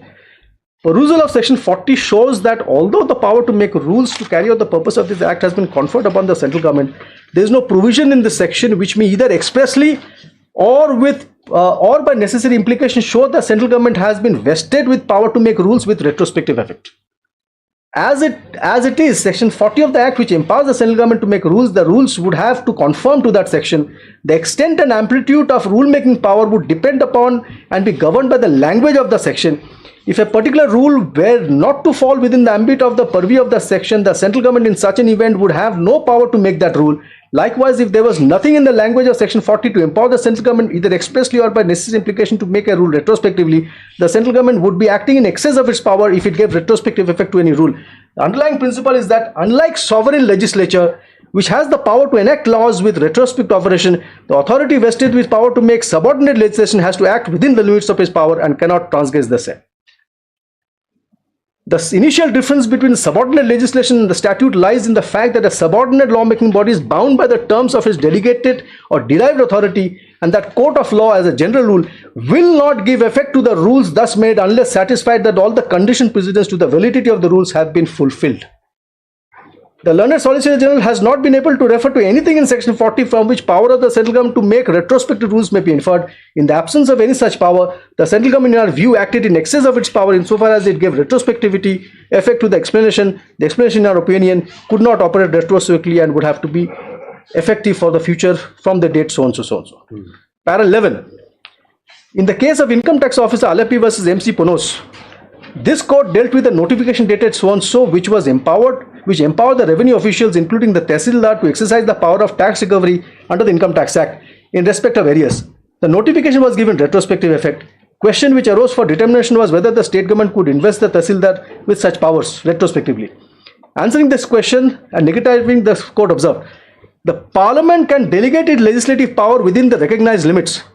Where any rule or regulation is made by a person or authority to whom such power has been delegated by the legislature, it may or may not be possible to make the same so as to give retrospective operation. It will depend on the language employed in the statutory provision, which may, in express terms or necessary implication, empower the authority concerned to make rule or regulation with retrospective effect. But where no such language is to be found, it has been held by courts that the person or authority exercising subordinate legislative function cannot make a rule, regulation or bylaw which can operate with retrospective effect.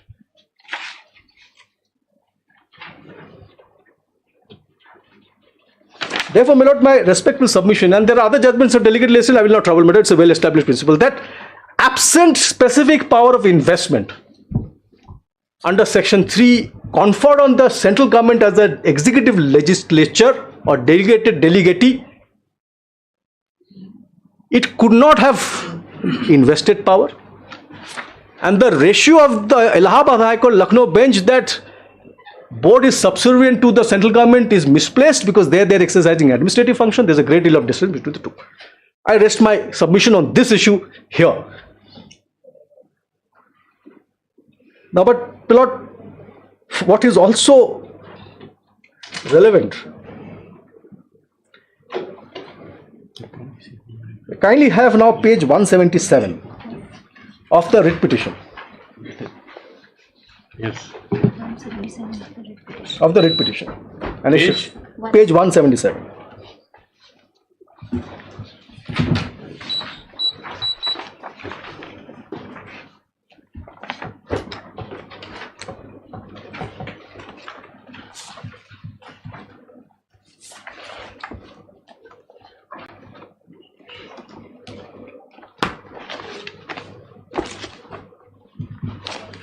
Back 177.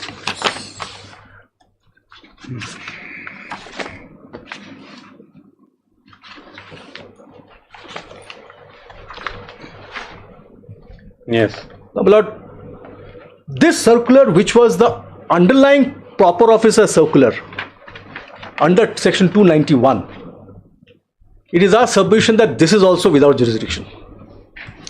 That's your submission also. That is also my submission. Yes, sir, without jurisdiction. It is without jurisdiction. But you have not impugned this one. It has been impugned. It's been impugned. It has been impugned.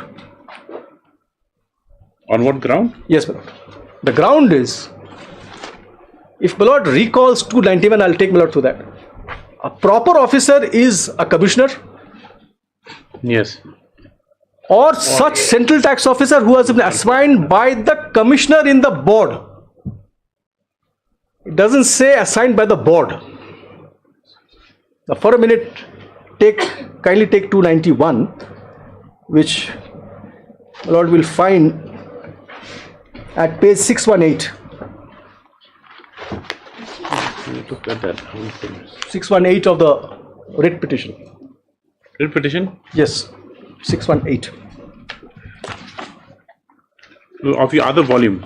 Yes, of the volume 2 of the not writ petition. There's a volume list of DS indexes of writ petition is. Yes, 618. Yes.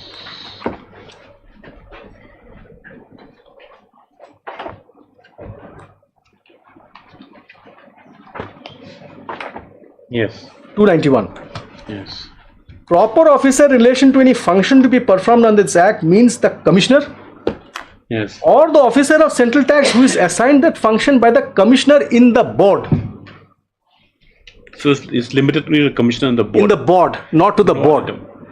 Now, the definition makes it clear that the board and commissioner in the board are two different things.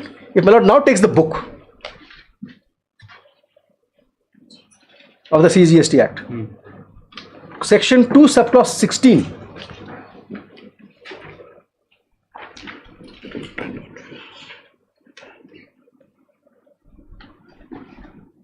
Here it's in your definition zone. No. Is there? Probably it's not there. I don't know. It comes, you start from. It's there? Okay, where is it? It's not there. 605. Is there? 605? Yes. running page 605. Yes. Running page 605. I'm so sorry, my lord. Yes. Yes, my lord. Here the board means 216. Yes. Yes. Board means the Central Board of Excise and Customs constituted under Central Boards Act, whatever. That act may not have seen. Whereas Commissioner in the board is also a defined term, which my lord will find at page 607.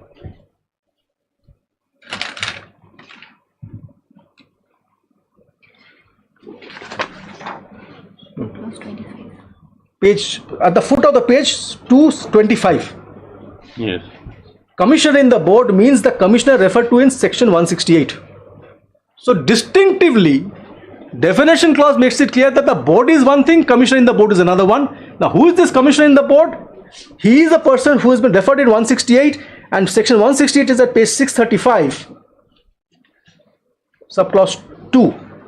Page 635, section 168, subclause 2. May I read, madam? Yes. Commissioner specified. Commissioner I'm sorry, Justice Bhattacharya has that? Yes. Commissioner specified in 291, subsection 5, section 5, clause so and so, so and so, so and so, so and so, so and so, so and so, so and so, shall mean a commissioner or joint secretary posted in the board, and such commissioner or joint secretary shall exercise the powers specified in the said section with the approval of the board. So clearly delineated in terms of power. Now let us now peruse, my lord, who has issued this circular. Kindly have page 177 of the writ petition.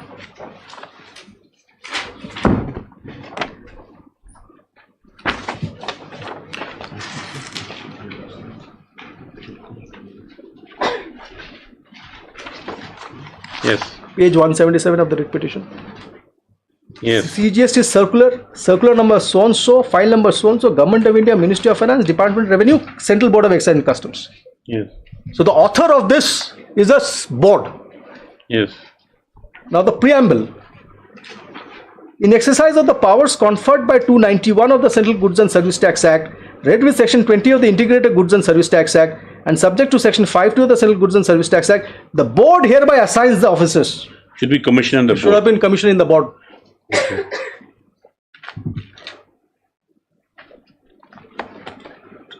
Now, principle of law is very clear, as Supreme Court says, Marathoda University. If the statute says power has to be exercised by the Vice Chancellor, then the board cannot. He who has been specifically authorized has to exercise that power. Now,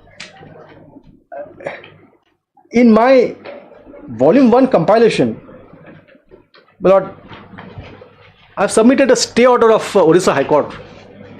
And the reason I don't have a final order on that is the very same argument was taken by me before the Orissa High Court, and we got a stay. But the time the pleadings were completed, the state withdrew the show cause notice.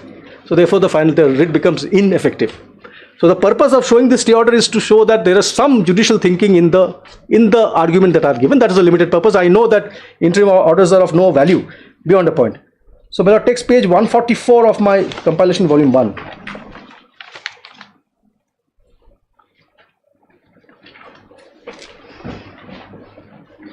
It starts at 144, volume 1. Page 4.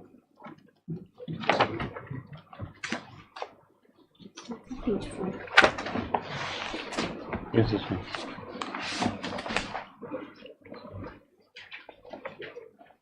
Jump all over the place.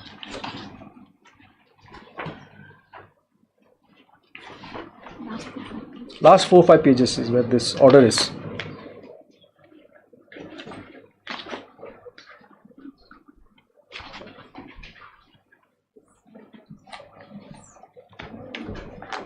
Yes. Yes. This is in the case of Vedanta Limited. And my lord comes to the page 146. In fact, this is the order of 2018. Several years have passed since then. May I read, my lord? Page 146. Heard Shri so and so, then counsel along with so and so.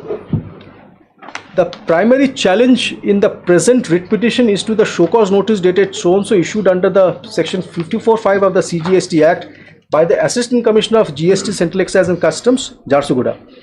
Challenge is also made to the circular dated 5/7/17 issued by the Central Board of Excise and Customs assigning the officers to function as proper officer.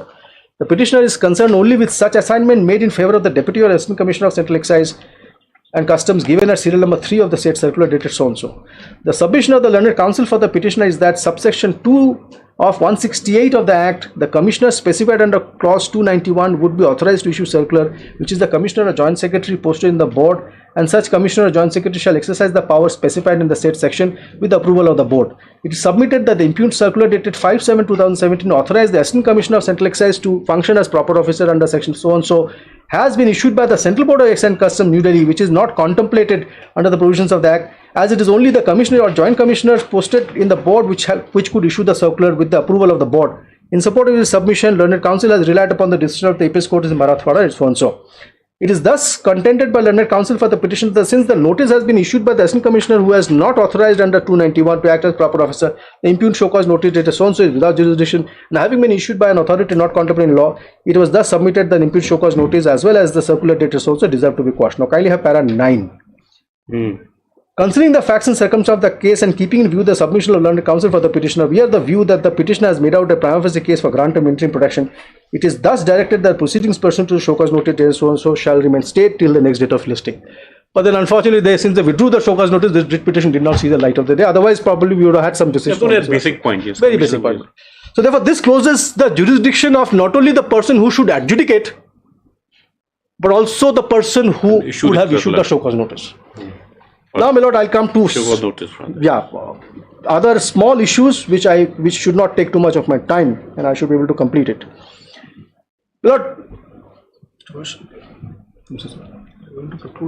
yes, I will try and conclude. How much time is there? 1 o'clock. Huh? I'll try and conclude. Dr. Moithi, you're not replying today. I'm not replying today. But he says that 24th he is agreeable with, my lord. You are able to conclude. Yeah, I will conclude it today. I will not wait it. Now only 20 small issues are there. 20 minutes. 20 minutes.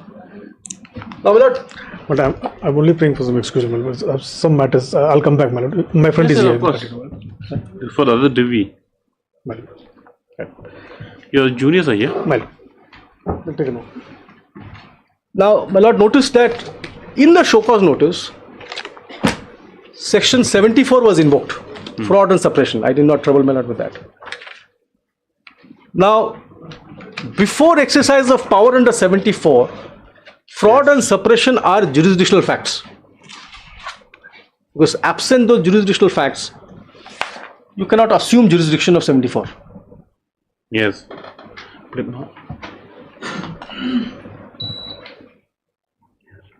Absent the jurisdictional fact of suppression, fraud, etc., you cannot assume jurisdiction under 74. You can go under 73. Nobody stops you. 73 does not warrant for a suppression. So therefore, suppression is a jurisdictional fact sine qua non for exercise of power. Now, if you remember, my lord remembers, the period of dispute was July 17 to December 22. Yes. The circular comes to be issued on 17/6/21, the adverse circular, where they took a somersault, construction, no construction, that whole thing happened. And from July 17 to at least 17/6 or 16/6/21, they had not raised a whine and a whimper on what we are doing was correct or wrong. Returns were periodically filed. They were in the know of things. It's only the last fagend from 76/21 to December 22 is the period when there was something authoritative available with them which shows that the tax was leviable. Under that circumstances, I ask myself this question: can they allege a suppression? If this circular had not come, yes, and changed the very horizon and the canvas of the levy, probably this, I wouldn't have been appearing before my lords. The show cause would not have been there either. So the trigger is 17/6/21, fagend of the period of dispute. Can it therefore be a suppression? This is the limited point, my lord. Now, courts have repeatedly held that if it is a matter of interpretation, not so, it was a matter of interpretation, construction only, construction plots, etc., etc., you cannot say suppression. There cannot be suppression. Courts have also said if you have followed a certain pattern contemporaneous ex positio, you cannot say suppression. Suppression requires, according to Supreme Court, an active action with a motive to evade tax, some positive act. Here there was no positive act from my side. I followed the notification which exempted me from toll and toll annuity, etc. You did not raise any objection for 5 years. Therefore, where is the positive act? Positive act, if any, is of the revenue by issuing a circular.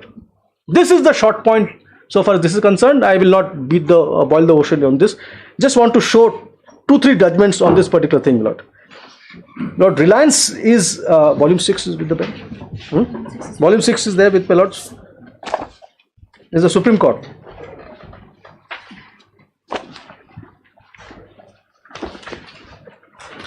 Volume 6 is not here. Volume 8. No, 6 is not here. No, 6 is not here. Volume 6 should be there. It was given.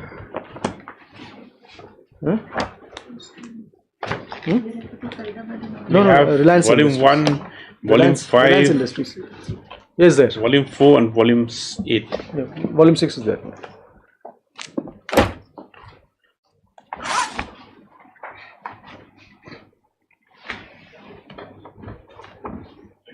Page 90 may be taken.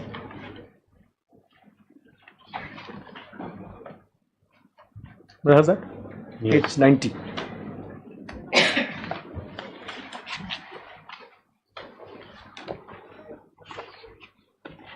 Commissioner of Central Excise Customs versus Reliance Industries.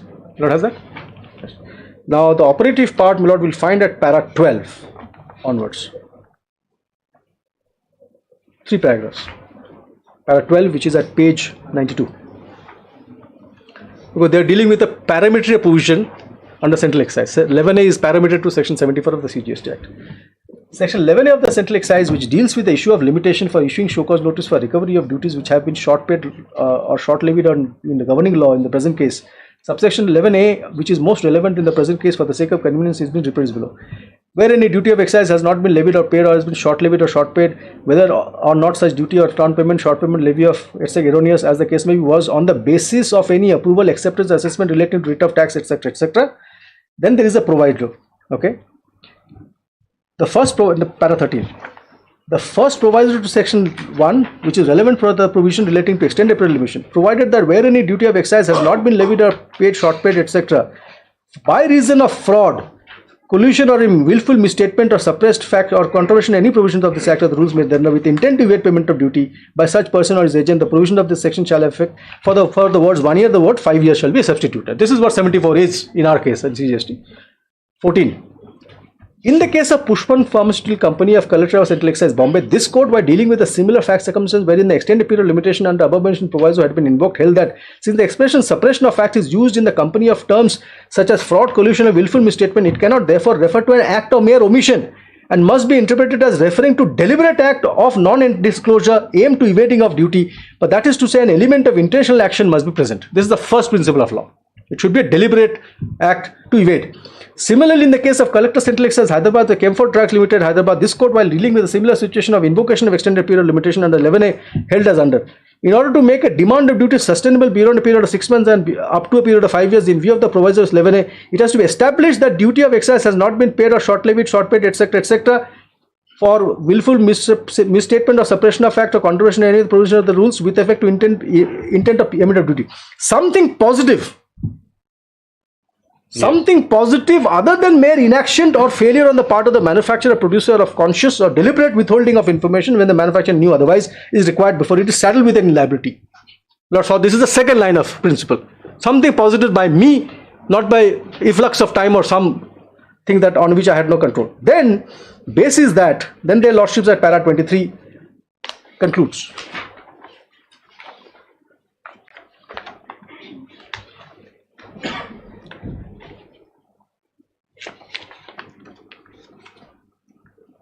We are in full agreement with the finding of the tribunal that during the period in dispute, it was holding a bona fide belief that it was correctly discharging the duty liability. The mere fact that the belief was ultimately found to be wrong by the judgment of this court does not render such belief of an assessee a mala fide belief, particularly when such a belief was emanating from the view taken by the division bench at the tribunal. We note that the issue of valuation involved in this particular matter is indeed one where two plausible views could coexist. In such cases or cases of disputes of interpretation of legal provision, it would be totally unjustified to invoke the extended period limitation by considering the assessor's view to be lacking bona fide.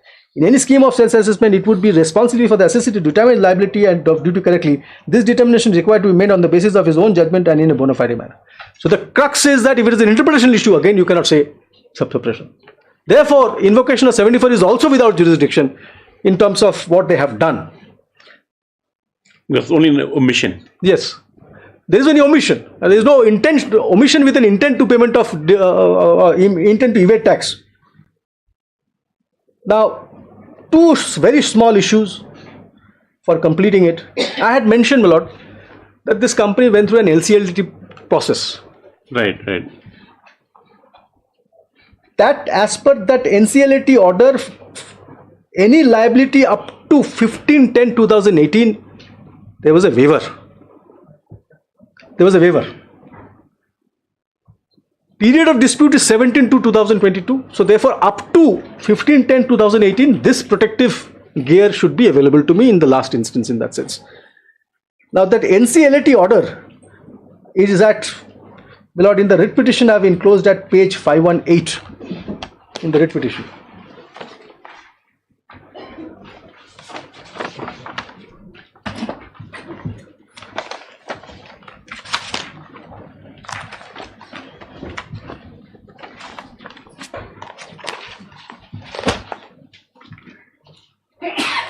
What has that?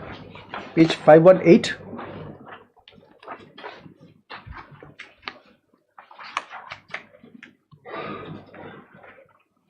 Yes. Yes. NCLAT Principal Bench, New Delhi, in the matter of ILFS Limited versus Union of India. Now, this Union of India is very important because before, my lords, as respondent, Union of India also stands. State of Meghalaya also stands, but Union of India also stands. The order heard learned counsel for the appellant as well as learned counsel appearing for the Union of India. Learned counsel for both the parties, i.e. Union of India also, agreed that the appeal may be disposed of on administration stage. This appeal has been filed against order dated so-and-so passed by NCLT Mumbai. An application was filed by the appellant where reliefs A to H were sought, which has been examined by the adjudicating authority in terms of his order dated so-and-so, which reliefs are to the following effect. Now, we are not concerned with para A. Para D may be taken, the next page at the foot. Declare and direct that upon payment or discharge of the revised offer amount in the manner contemplated under the agreed form of revised SPA, the following Jorbat Shillong Expressway Limited shall stand extinguished of all claims disclosed or undisclosed and whether existing at or relating to a period prior to October 15, 2018, of all the creditors including the central government, any state government, statutory, local or regulatory authorities to whom such claim is owed under any law, including any claim arising out of regulatory or enforcement action which pertains to a period prior to October 15, 2018, and all liabilities whether accrued or contingent and whether existing at or relating to a period prior to October 15, 2018, including such claims in respect of which arbitration proceedings have been initiated against the Jorbat Shillong Expressway Limited. I'll skip this now. Kindly have para 3. The transactions as approved by Justice D.K. Jain. Well, Justice D.K. Jain was appointed as a special authority to carry out this whole resolution. Process. Transaction as approved by Justice D.K. Jain, which is also recorded in this order, has the approval. It is submitted that the adjudicating authority has approved the transaction. However, with regard to relief D to G, which is the tax relief, the adjudicating authority observed that parties are directed to approach the respective stakeholders for grant of other reliefs claimed in the application. Learned counsel for the appellant challenged the order, contended that reliefs D to G are consequential to relief A to C, and above reliefs was claimed due to clean slate theory and revised resolution framework. In this appeal, a reply has been filed by the Union of India, which is very important law, where at para 5 and 12 following has been stated. In this regard, the respondent submits that it supports the caption appeal and requests this honorable tribunal to allow the caption appeal on the following facts, circumstances and ground. It is submitted that once Honorable Tribunal approved the resolution process sale of JSEL, being satisfied with the sale resolution process and the revised offer, it ought to have granted reliefs which were in the accordance with the resolution framework instead of directing the appellant to seek approval of the respective stakeholders. So therefore, Union of India supported them. Now the Council for the Union of India submits that for the reliefs D to G, Union of India has no grievance. It is submitted that it was already indicated in reply filed by the adjudicating authority that appropriate orders may be passed in reply to which has been filed in this appeal. It is stated that reliefs D to G can be allowed. With thus are of the view, the reliefs D to G being consequential reliefs to A to C, the application was entitled to have been allowed when transaction with respect to A to C have been approved, with thus partly modify the order of the adjudicating authority and or allow reliefs with regards to prayer D to G. Appeal is allowed accordingly. What Meghalaya state says, I was not a party. I did not know. That can hardly be an answer. Because when one wing of the government as a crown, tax crown, is aware of it, it will be a great injustice to say that the other side knew I did not know. More so because this whole resolution process goes through a public notice. And a public notice was made. But in many cases like this, Mr. Ghosh, there are cases like this where at the time of resolution we were not in the loop, and so we could not make a case at one of time. Correct. So what the waterfall mechanism? Yes, he was not aware of that. Now, what has happened is a view was taken by Jharkhand High Court in one case that was Electrosteel, that the state sales tax authority did not know. And therefore, they said, no, the moratorium and the relief or the waiver that we're talking about should not apply. Jharkhand High Court took that view. Supreme Court came to the conclusion in appeal that, what are we saying? One wing of the government, which is the Forest Department, knew about it. If that be the case, how can you say that the other department of the government was not aware of? And my lord, if I apply that principle here, Union of India supported it. If nothing else, CGST should fall. Because they are the implementers of CGST in that sense. Nothing else. I mean, everything falls. But I would say that if Union is aware of that, it is at a national level. It is they who had initiated it. State of Meghalaya can't come out with this technical plea that I was not aware of it, because one wing is aware of it. And the other side of the story is that evidently the very transaction that has happened or a waiver is passed by a quasi-judicial authority, which is NCLT. My lord has seen that order. A vested right comes to be issued in my favor. Unless that order is reversed in appeal before the Supreme Court, through a collateral proceeding, a vested right cannot be impeached. That also my lord knows the law. Once a vested right comes to be accrued to me through a collateral proceeding, you cannot impeach that vested right. What is being tried to be done by a state of Meghalaya is through a collateral proceeding. So, if they want, they can file an appeal to the Supreme Court subject to limitation that I was not made a party of that. That is the recourse that they have, but my lord may protect me, will have to protect me basis the NCLT order. That's the other point I was making. And the last point on this whole thing is the pre-GST work. I'll make it very simple, my lord. On the very first day, my lord would have seen a definitive finding at para 4.11 of the order. I don't want to trouble my lord would remember once I read it. The last phase of the project was completed in January 2014. No, I'm not reading, I don't want the trouble. I'll just read it out so that my lord will recall it, I'm sure. The last phase of the project was completed in January 2014. But the deferred annuity payments are being received by them on a recurring basis is as per the concession agreement with effect from 10/7/2014, which shall continue till 6/1/2031. Apart from the construction, operation, maintenance of the road, all other rights over the road, including levy of user fee, toll fee, its west phase NHI, as is evident from the statement deposed by the authorized signatory of the notice and concession agreement. Therefore, it is evident that notice has been providing continuous supply of services for construction and maintenance of the road. This paragraph, my lord, remember, the very first paragraph that I read out. It's clear from the facts that the last page project completed in January 14. Construction. It is the case that I do construction. My submission is jurisdictional. GST comes into effect from 1st of July 2017. If you say that construction is the pith and substance of my contract, as you have so found, then you yourself say that it got completed in January 2014. Where do you get the power to levy GST on an activity of construction that stood concluded in January 2014? Can they say that the power to collect tax is on receipt of payment? Because that is what is happening in GST era. I'm only receiving payments. No construction has happened in post GST. Can tax be levied on receipt of payment, therefore, is the crux of the issue. My submission is very simple. For a tax to be levied, 4 things are vital, as Supreme Court has held. Taxable person, I exist. Jo Bashilong, the petitioner. Taxable event, which is the construction part. If that has not happened during your era, you don't have the power. Then comes taxable value, the base on which you compute the tax. And the last is the rate of tax. Yes. If there is any ambiguity qua any of these 4 pillars of taxation, there cannot be a valid levy. This is what the Supreme Court has held. In Govind Sagar Ganga Sagar, this is a Govind Saran Ganga Saran. I'll give the citation separately, but this is a well-known law. So I submit, my lord, respectively, that if the taxable event has itself happened prior to come into GST, where do you have the authority to levy tax on the whole thing? Now, a judgment to that effect, one judgment, which in my petition I have enclosed, page 578.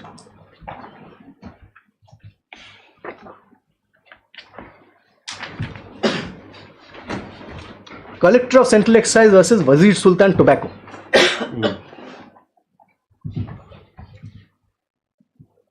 Page 578. Yes. Let me first introduce what this judgment was about. Now, tobacco was liable to Central Excise. On a given date, it was only liable to Central Excise. 10 days later, or 15 days later, or 3 months later, a new levy comes into being, which is an additional excise duty. So on the date of manufacture of that tobacco, cigarette or whatever, additional duty was not in force. But since under Central Excise, your obligation to deposit duty arises only when you remove it from the factory, because you don't pay the duty as soon as it's manufactured. You manufacture, you keep it within your factory, and then once you remove it, you pay the duty. By the date of removal, the additional excise duty had come into being.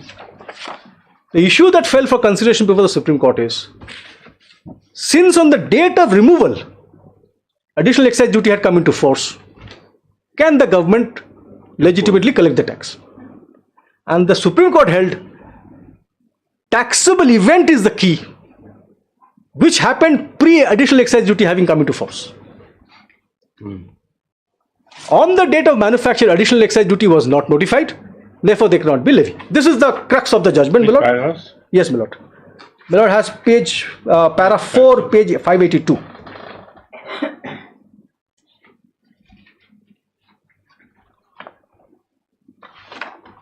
Just one paragraph, 4 and 5.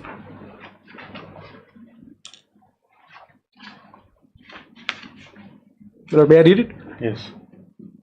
Sri Soli Sorabji, learned counsel appearing for the respondent, supported the reasoning and conclusion of the tribunal. He submitted that the duties of excise are leviable only upon the manufacture or production of the goods as contemplated in 1884 list 1 of the 7th schedule of the Constitution. The mere fact that for the sake of convenience, the duty is collected at the stage of removal cannot and does not change the character of tax. It is upon the manufacture or production of the goods and not on any other basis. The special excise duty is a separate and distinct levy from the central excise duties. It is levied for the first time by Section 37 of the Finance Act on and with effect from 1/3/2078. Council had submitted that when the goods in question were manufactured, there was no levy of special excise duty. If there is no levy of special excise duty on the date of the manufacture or production, it cannot attach at the stage of removal. Saying otherwise, the learned counsel contended would detract from the very concept of duties of excise. Learned counsel also relied upon certain decisions of both court and high courts in support of the submission. We are inclined to agree with Sri Sorabji. Entry 84 of List 1 of 7th Schedule of the Constitution empowers Parliament to make law providing for levy of excise duty on tobacco and other products manufactured in India, except of course in certain goods. Indisputably, the special excise duty is a duty of excise and relatable to entry 94. If so, the levy must be on the manufacture or production of goods. That is how the word goods manufactured or production in India in entry 84 have been understood by this court.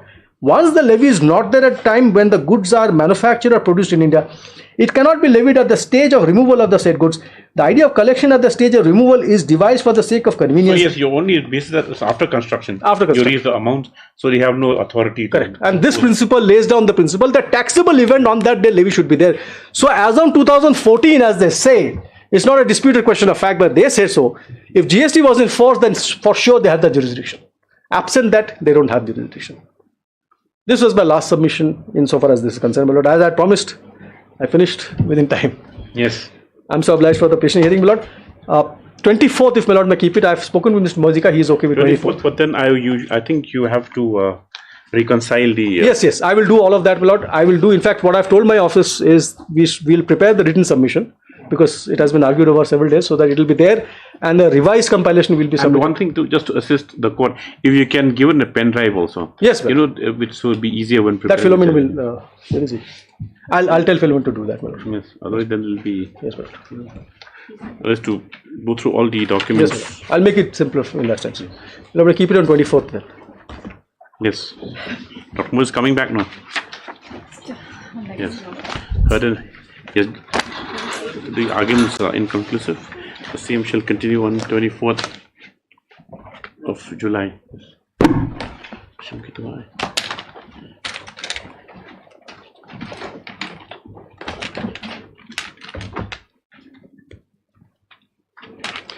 Single bench. Then the single bench is at 2. There's no point. So blind.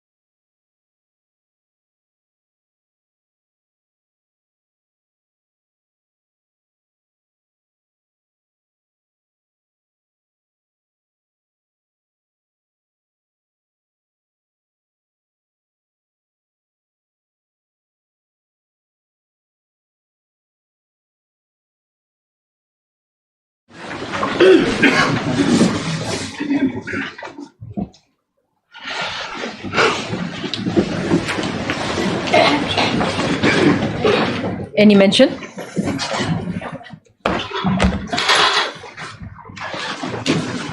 Please, Your Lordship. Lordship, I pray for listing of a pending matter, Your Lordship, for tomorrow, Your Lordship. Huh? I pray for listing of a pending matter, Your Lordship, for tomorrow. What matter? That debit freeze account, Your Lordship. Debit freeze account, Your Lordship. Freezing of account, Your Lordship. Bank's account. So it's pending. Yes, Your Lordship. Why the urgency? Lordship, the petitioner and the respondent has come to a settlement, Your Lordship, and the bank cannot freeze the account, Lordship, without out of discourse. Coming to the settlement. No, Your Lordship. The bank will unfreeze the account tomorrow, Your Lordship. Yes.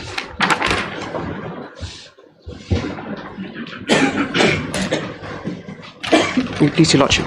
Lordship, I beg to mention item number 26, Your Lordship.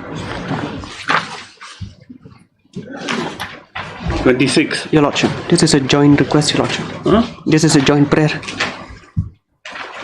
When? After 2 weeks, Your Lordship. 2 weeks. Okay, yes. Next. Make it quick. We all short of time. Please, Your Lordship. Lordship, I beg to mention item number 35. 35, Your Lordship. After 1 week, Your Lordship. Namul Haq. Your Lordship. After 1 week, this matter connected to other matters. No, Your Lordship. Those MTET matters, no. No, it's not him. Okay. After 1 week. 1 week, Your Lordship. Okay, yes. Yes. Please, Your Lordship, I beg to mention item number 30, Your Lordship. If the matter may come up after 1 week, Your Lordship. Let it be 2 weeks, my lord. Why 2 weeks? A bit occupied this week and next week, Lordship. Yes, 2 weeks, yes. Much obliged, Lordship. Yes. Please, Your Lordship. Your Lordship, I beg to make a mention of item number 32, Your Lordship. I pray for 2 weeks' time, Your Lordship. No objection. Okay, yes. Yes. Item number 1. Yes. Please, Lordship, I beg to make a mention of item number 25, Lordship. Number? 25. Livingstone run by? Yes, Lordship. Yeah, objection? No, Your Lordship. Let it come after 4 weeks, Your Lordship. Is it pension matter? Yes, Lordship, yes. Okay. 2 weeks, okay, yes. Apply, Your Lordship. Yes.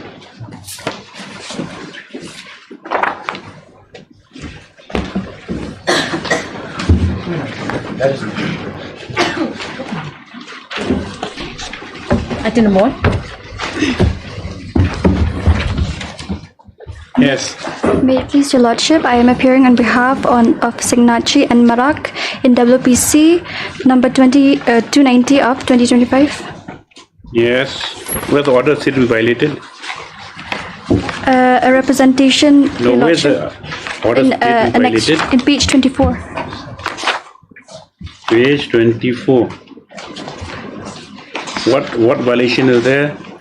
No action has been taken by the respondent, Your Lordship. What direction is there in the order? It is to... Where's the order? That be annexed. No, she is seeking. The petitioner is praying for disposal of representation, my lord, and that representation is at page 24, my lord. My friend. Where's the order of the court?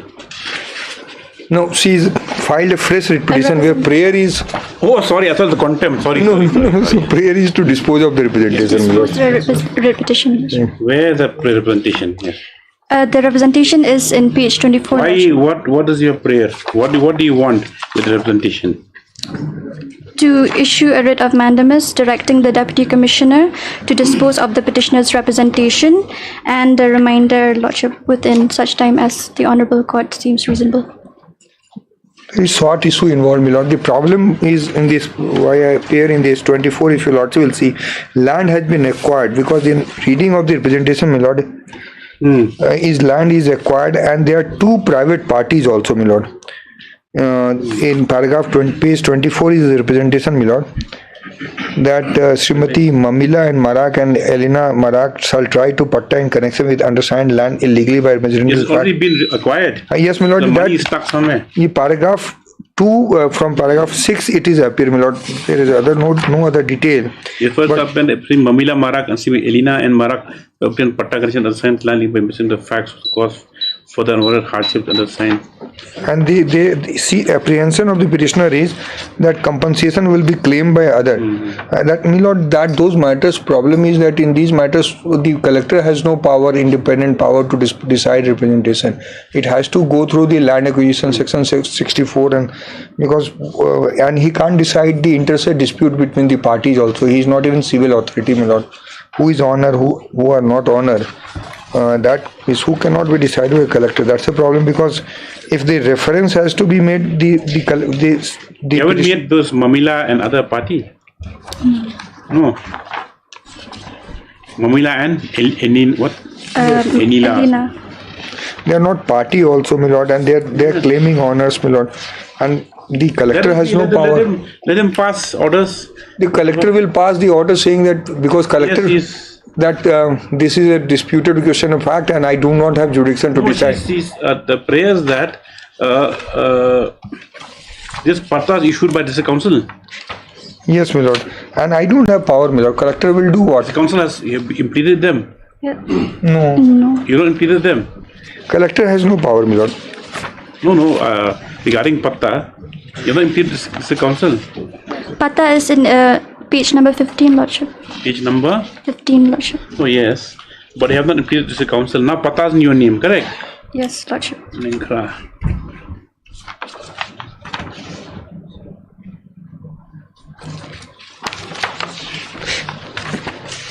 If there is a dispute, then those two persons, including district council, will be required to be made party, my lord. You make them party. That is the only way we can help you. Make them party, but they all in Mr. SD's chamber, I think, no? So a bit difficult. Yeah, doesn't matter. Third, what's your name? M. Somat. Third, MSM Somat. Issue notice, returnable in. Okay, we issue notice, learned active journal with Mr. Sonso's present on House Respondent. On hearing the learned counsel with the petitioner, it appears that necessary parties have not been added as respondents. She is permitted to take instructions. We'll just after 1 week, okay? Yes, after 1 week. Item number 2.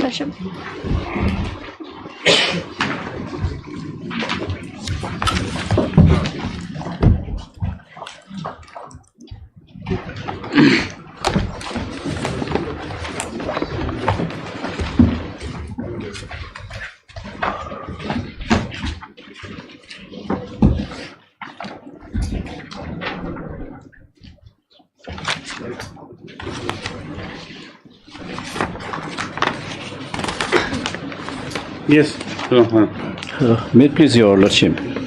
Lordship, I would like to start from the beginning, Lordship. It's like this: on the 5th 12th 1987. The same as two suits that was Your Lordship was pleased to call for records of the Yes, that's same.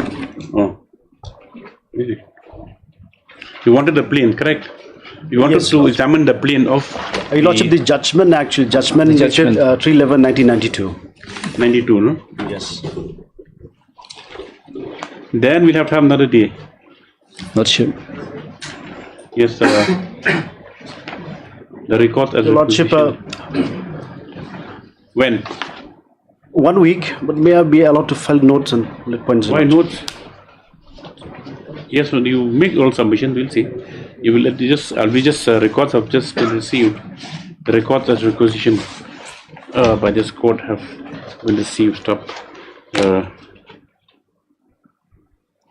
This the matter after 1 week conviction hearing. Your Lordship, at first instance, I have challenged maintainability of the appeal. No, we'll have to see, because see, if the sum and substance is the same, the matter issue substantially, an issue was earlier on, then that because what Mr. Nongklau, his case is their predecessor interest didn't contest the suit. Yes, correct. Lordship. That is why. There's admission So as after, well. Yes, whatever it is that we'll examine from the first order of 1992, because he came to fresh suit, now it's been rejected, he's come here to settle once and for all.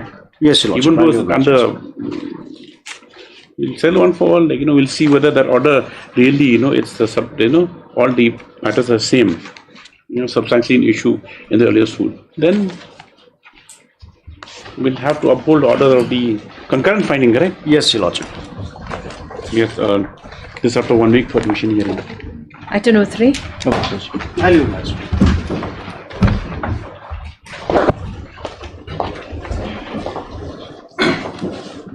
Please, Lordship. Lordship, I require some more time to file affidavit, Lordship. Who's opposing? I have to ask him to appear in person. Lordship, that's problem, Lordship. He's abroad for his son's admissions, Lordship. Otherwise, Lordship, some advancements have come in, Lordship, whereby the department has even drafted a drawn a draft advertisement, Lordship. Why you didn't file this matter listed when last? 30th. Then now it's only 15th. It's a contempt matter. Lordship.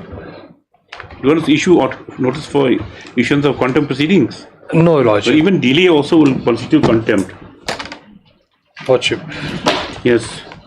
You file it within 1 week. Lordship, he's the respondent will be coming back on 25th, Lordship. The matter can be taken up on 28th, Lordship.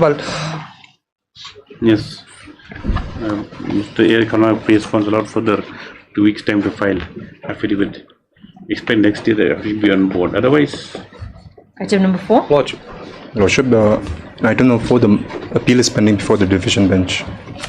What is this? 4 and 5 minutes. 4 and 5 years. What matter is this? Sort of division? It's regarding. Work charge matter. This one will go ahead. Yes, it's after 3 weeks on April and Council. Lordship. Item number 6.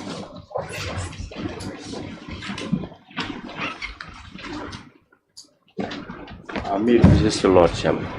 Lordship, item number 6 and 7 will need some more time, Your Lordship.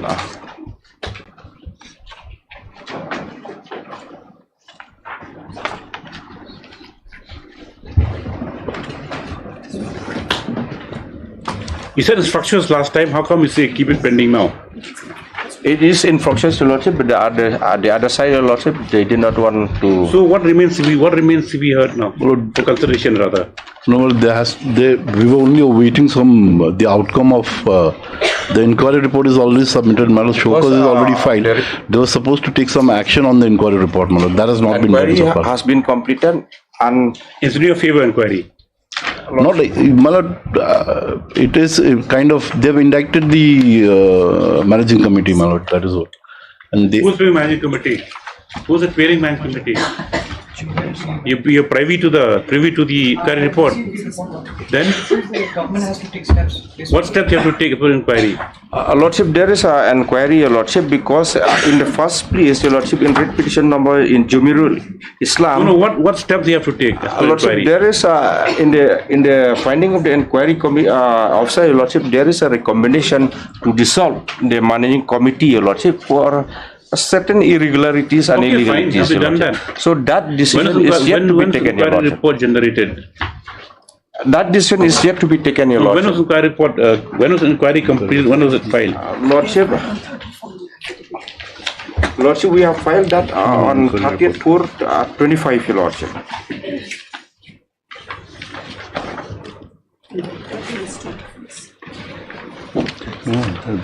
Come with specific instructions. For 2 weeks. Lordship, after 2 weeks, Your Lordship, yes. Yes, to come up with special instructions on next date. Lordship. After 2 weeks, huh? Item number 8. After 2 weeks, enable Mr. Shudai to come up with special instructions the next date. Lordship.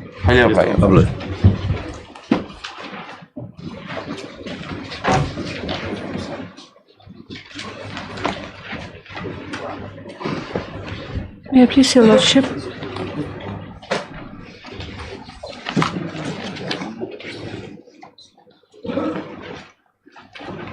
Yes. We already took steps for respondents, Lordship. Yes, option indicates that respondents 4, 5, 6, and 7 yet to be served. List after 2 weeks of service report. Yes. Item number 9. My lord, I apologize. It has happened 2 occasions, my lord. I was in the premises, matter was called, but What matter? My lord, on Friday also, my lord, there was a tender matter, my lord, and in this matter, it's happened 2 occasions. I was in the premises of the court. What is in the courtroom, Mr. Khera? My lord, it will never happen again, my lord. Yes. May it please your lordship. Lordship, in this matter also we need 10 days time, your lordship, for filing the affidavit. What is the order series violated? My lord, we have filed a contempt, my lord. Yes. With What order my lord, violated? the judgment of the Arnesh Kumar Okay. has been violated. I was arrested, my lord. We'll file your lordship our reply, your lordship. Only 10 days time. When were you arrested? My lord, 14th of January 2025. And not just this, my lord, there are additional grounds also we have taken that they have also violated to the extent that, my lord, the grounds of arrest were also never intimated to me. Also, my arrest memo was made to be signed by my brother, who was also arrested, my lord. Oh, I remember that matter, And yes. my medicals were also changed, my lord. Okay, as bid for the 10 days time allowed. 9 and 16, your lordship. Yes? 16 also is. One is a member, he is a partnership, that one. That's a matter. No, he's part of the partnership, or is not No. He's not a partnership. They are alleging that I was the employee manager, which I am saying I was not. And my lord, matter 16 is the brother who was illegally arrested and then he was released, my lord. Apply, your lordship. You file the affidavit. Lordship will file. My lord, 16 also. Obliged, number 10.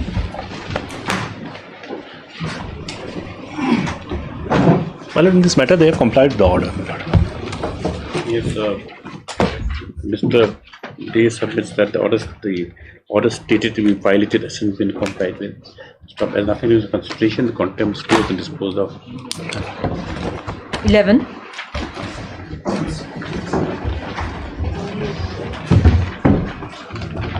Wait, please, Your Lordship. Your Lordship, I'm praying for 2 weeks' time to file the affidavit in opposition.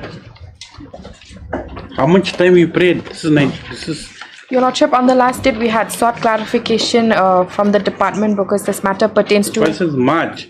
What's the matter about? This is regarding the revised pay, Your Lordship. We can dispose it today. Your Lordship, an affidavit will be required to be filed, Your Lordship, because they are claiming parity with a matter that has been disposed by Your Lordship. Which matter? However, their appointment is different, Your Lordship. This is Home Guard? Yes, Your Lordship. Lordship. No, yeah, the judgment is ready also. Should post it for judgment. Yes. But this person is different. I remember now because he would have retired. He would have retired before his date of release had come. Yes, that's the only thing. Because that order was passed, only there are 4 petitioners. 3 petitioners is that Emmanuel Lamare, correct? Yes, Lordship. Yeah, that has been disposed of. The order will be posted soon. The thing is that now only this person, he retired. No, he died while in service, Lordship. He served extra. No, Lordship, he died 2020, Lordship, while in service. Before his retirement, he died. It's not that person number 4 in petition and the other one. No, but that is different, Lordship. Okay. That one, yes, Lordship, that was. Your Lordship, the appointments of the petitioner here and the petitioners in that other matter are different, Your Lordship. I just have to bring that. And the second matter is waiting for judgment, Lordship. 2 weeks' time, Your Lordship. We posted this week. It's that's ready, the judgment. Just somehow. This is covered by the early judgment, Lordship. Similarly situated here. Obliged, Your Lordship. Item number 12.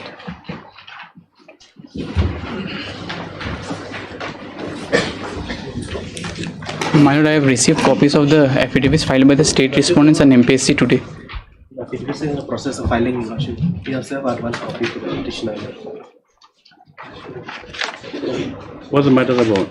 It's regarding the MCS results declared. Oh, you are the minor tribe. I belong to the SC category. Reservation policy, Lordship, that OST and. Yes, affidavit, Mr. M.U. Ahmed. Praise for Allah. How much time? 3 weeks to file rejoinder. 3 weeks to file rejoinder to the affidavit of the respondents. Praise Allah, yes. 13.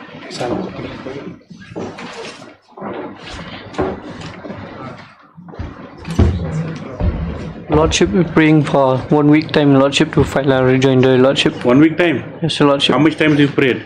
The first time, Lordship, today. First time? Yes, Your Lordship. Okay, Mr. Robby prays for the Lord further 2 weeks time to file rejoinder. All right, Lordship. 14.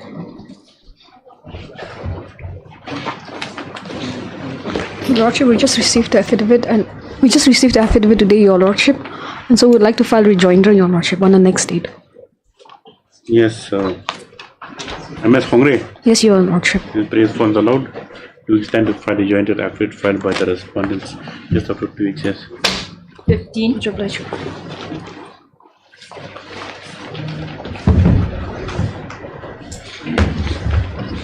Okay, please, Lordship. Lordship, in this matter will be relying on the affidavit by the Planning Department, Lordship.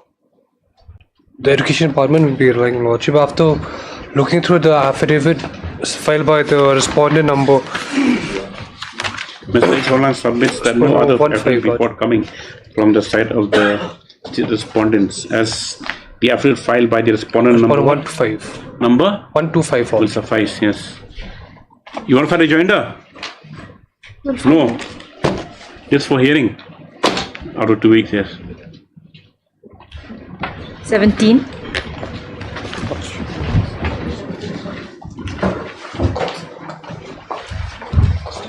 Lordship, I'd like to pray for 3 weeks' time to file my affidavit. You're appearing from 4 to 6? 4 to 5, 4 and 5, Your Lordship.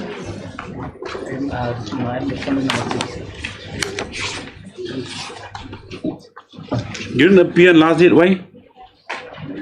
We made prayer, no, just otherwise you would have closed your chance to file affidavit. Humble apology, Your Lordship. In interest of justice, response 4 to 6 a lot further. 1 week's time to file affidavit. 3 weeks, Your Lordship. 2 weeks enough, yes. Just after. 18.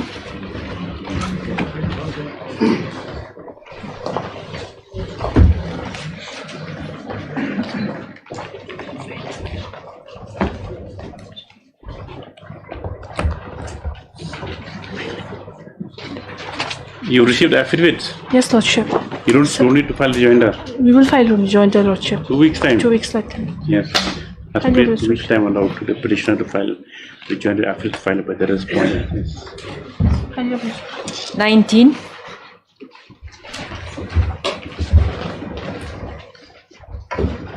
With regard to the constitution of the PEIC, Lordship. Of the? PEIC, Lordship.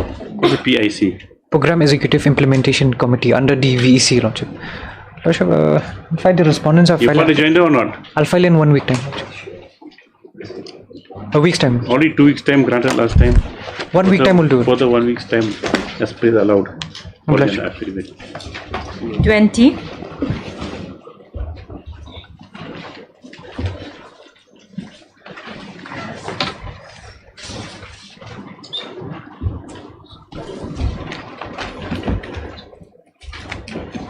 Yes, Mr. Mr. Lasson, what's the matter about? It's a case of fraud, Your Lordship, wherein the petitioner has been defrauded by the respondent number 7, who was a former employee of the HDFC Bank. 7 is? Lordship, I'm entering appearance on behalf of respondent number 7, Lordship. Very good. Number 4, 5, 6? 4, 5. 6. 4 and 5? 4 and 5. And 6? 6 Have you all filed affidavits? Not yet. None of you have filed. Today is the first. Second. Okay. Yes. I've entered appearance last week. Mr. Sorry, your name? P. Hazarika. Yeah, P. Hazarika. Sorry. Yes. It's because entered appearance today on behalf of number 6 and Mr. Pandey on behalf of number 7. As such, service complete on respondents. All the respective respondents. You want to file affidavit also? State will not file a law. Mr. N, next paragraph. Mr. N. D. Shurai, Leonard AG, submits that the no affidavit before coming from the response number 1, 2, 3. Mr. Ms. S. Marpan, Mr. Hazarika, Mr. Arpan for 4 and 5, Mr. Hazarika for 6, and Mr. Pandey for 7. Pray for allowed. 2 weeks time. 2 weeks time file affidavit.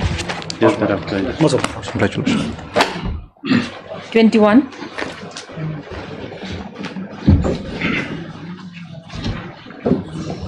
Please, Your Lordship. Your Lordship, on the last day we had submitted that the inquiry has concluded. Your Lordship, the verification process has concluded. Your Lordship, I'm praying for 1 week's time to bring the report. What happened? Last time you submitted that. Yes, Your Lordship. Verification's over. Yes. I'm praying for 1 week's time, Your Lordship, to bring the report on record. A week's time may be granted, Lordship. To do what? To file the report, Lordship. That's what she's asking for. Lordship, a week's time will. Why a week's time? Because elections are being held. A week's time only. Lordship, It's correct, Lordship. I'm agreeing to that. 1 week's time as per allowed for to the GA to prepare the report. Hearing 22. Your Lordship, this matter is connected. Connected matter, Your Lordship. To what? 21. 21. List after 1 week.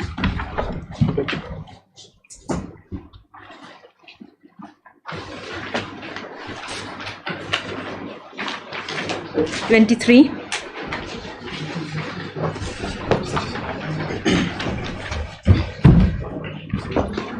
Some contempt, my lord. 10-year-old. Sad story. We were going to dispose it today, correct? Lordship. You're supposed to come with details, a list of the independent petitions filed.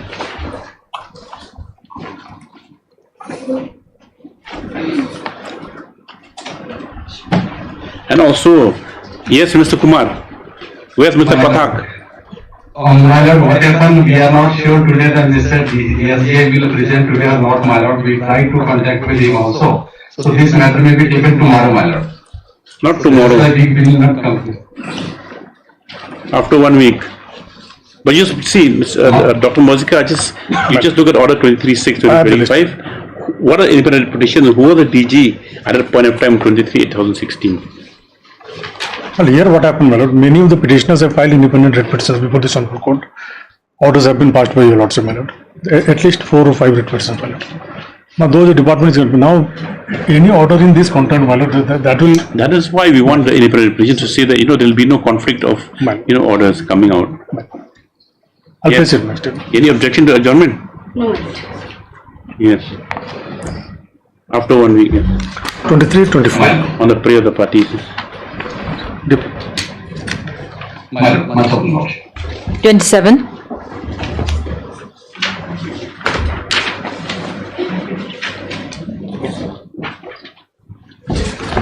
Lordship, on behalf of Sma Bhattacharya, if this matter may be taken after 3 weeks, he has to leave the court because of some personal difficulties. 27. You are appearing for the petitioner or for respondent? For the petition on behalf of S. Bhattacharya, your lordship. And who's for the respondent? Lordship, I am appearing for the UGC respondent. Mr. Devnath is appearing. Yes. You are making a prayer for petitioner? Yes, your lordship. Why are you standing that side then? Oh, sorry, your lordship. See, 2 different government briefs is what happened. Yes. On prayers made on behalf of MS Bhattacharya. Learned counsel petitioner who stated not available today. So this after 2 weeks. After 3 weeks, your lordship. That's over 3 weeks, yes. Hello, bless your lordship. 28.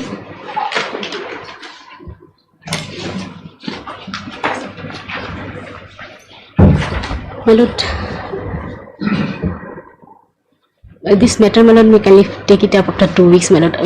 Why? Some other connected matter also there relates to the Bexwelton town, my lord. We are trying to obtain the copies. My lord. There's no connected matter. This also as per Saji. Yes, your lordship. List after 3 weeks due to absence of the connect counsel we have the respondents. Hello, bless you. 29.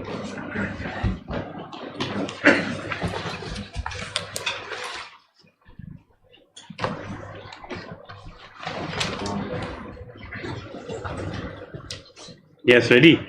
I'm ready, but then Mom Sima is not doing a lordship. This is This is as Bhattacharya, your lordship. Same. Hello, Hello, bless. bless your lordship.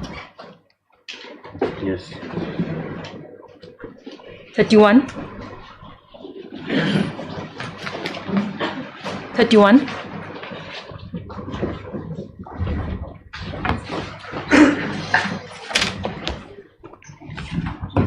This 31 is that case where they had to check in the lordship about the vacancy for the state of Chhattisgarh. Yes, but instruction here, Dr. Mozika. The instruction says, my lord, that the vacancies are carried forward, my lord, and taken in the total pool, my lord, and the vacancies are redistributed accordingly, depending on the population of the state. But Chhattisgarh does no vacancy now. You given a copy to them? Yes, Your Honor, we just received it now, Your Honor.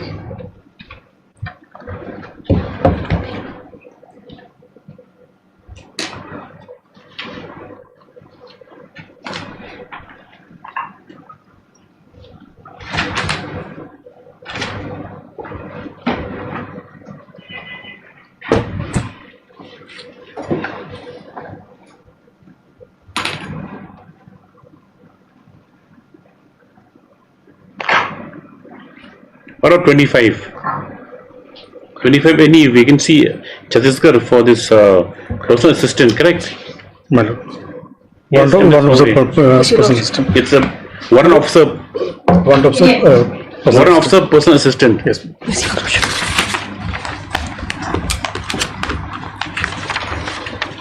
Yes. You do one thing.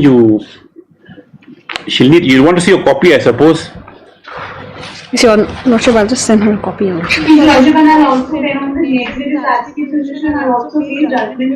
Yes, just pay judgment. We'll conclude the matter on next date.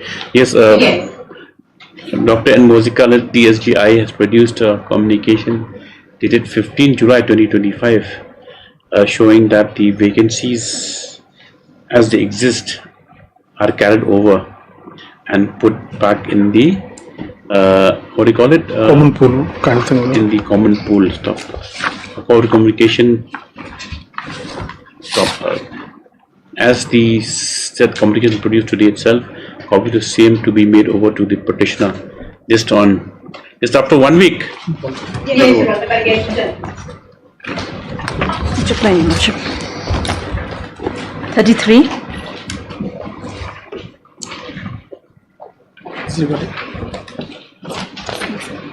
May I be Lordship?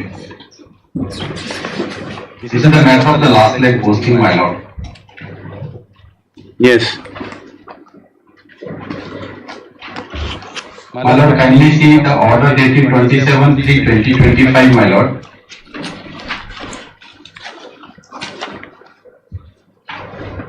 Yes. While the prayer of the petitioner has been rejected twice, my lord, so that this honorable court has directed to the respondent authority to give them the choice place of posting, my lord.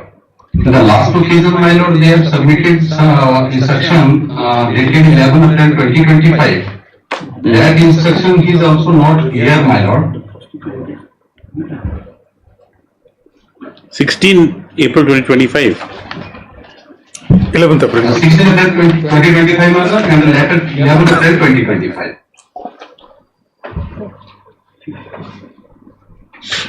That is, my lord, kindly come to para 5, my lord. Hence, it is submitted that the Honorable Court directs the petitioner to give his willingness for the same.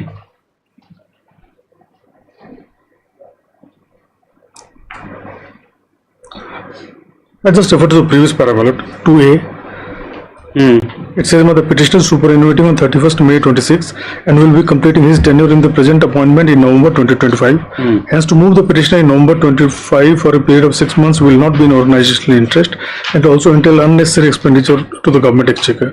Also, issuing posting to the petitioner presently when he has completed only 17 months in his present appointment will entail unnecessary expenditure to the government. Besides, the petitioner has already filed a case in High Court of Srinagar for posting him out prematurely before completion of tenure in JK. Hence, the request of the paper was rejected and he was directed to continue the. Where's the order of JNK court? It's here. You have only how many months left, Mr. Kumar? You are retiring on 31st May and your tenure will get over on 25. So what's the point last week posting? What purpose will it serve then? For 6 months only? My lord, this is the second round of litigation and whatever it is by litigation, all the time has flown away. My lord. Yes.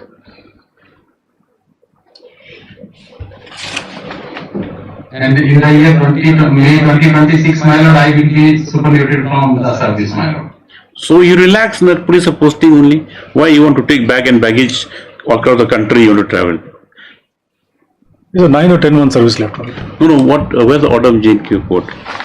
It's not the next one.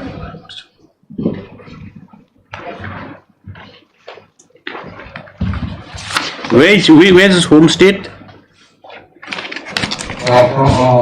Kerala. Kerala, my lord. Kerala, my lord. Where were you seeing posting? Last leg, as per your prayer? Last leg, my lord, can you see page number 19, answer 2 of my petition, my lord.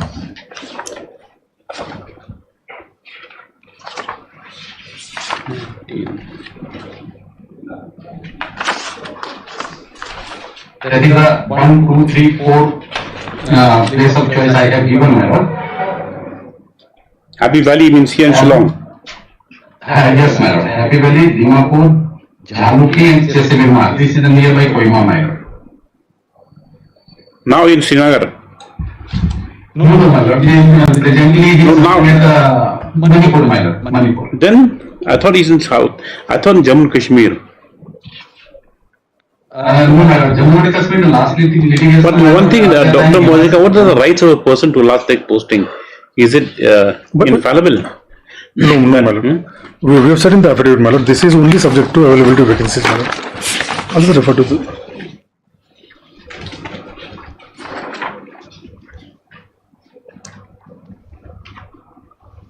Para 11 of my affidavit, my lord, page 5. If 10 years complete in November 25, the post amount doesn't matter. Page 25. Page 5, my lord, of my affidavit.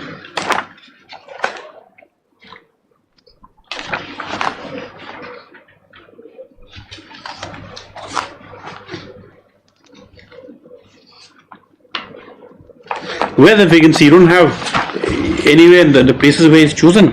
My lord, he chose, lordship in page 19 of the affidavit, Yes, he chose Happy 4 Valley, places, my lord. Jaluki and what? Now that has been disposed of by representation at page 23, lordship, kindly see, my lord, the table we have given. Where that place available? Happy Valley, we have said, my lord, posting already issued to someone else, my lord. Because he is at a very senior level, my lord. He is a second in command, my lord. Just next to command, my lord. Now, the very specific post only very senior. He's very senior officer, my lord. Equivalent to army post is colonel. Lieutenant colonel, my lord. Lieutenant colonel. Lieutenant colonel, my lord. Oh, that's why. If he's a warrant officer, then no problem. Yes, my lord. Then, my lord, this representation has been rejected. Then I have again submitted my representation. That is page number 25, next 6. They're not ready. They're ready. So, post them out, Dr. Mozika. Next year. 25, annex 6, my lord, page number 25. I have given another places, my lord. Guwahati, New Delhi, Kolkata and Dimapur.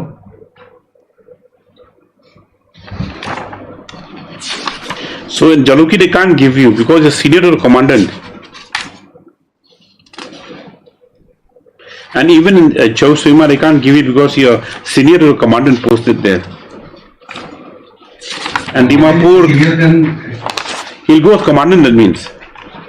Commandant is senior than YC, my lord.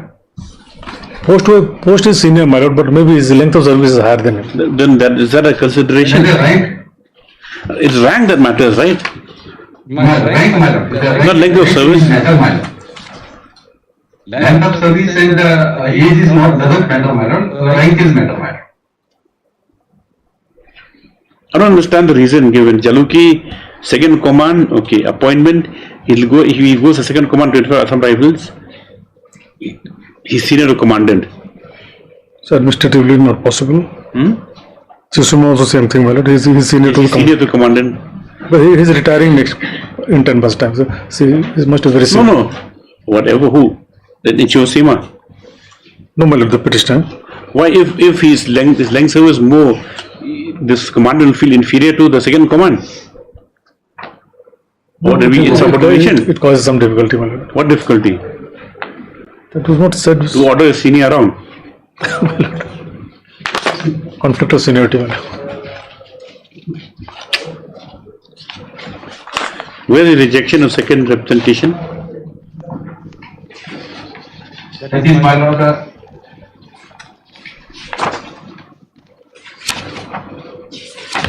My lord, can you see page number 27, annex 8, my lord? Yes.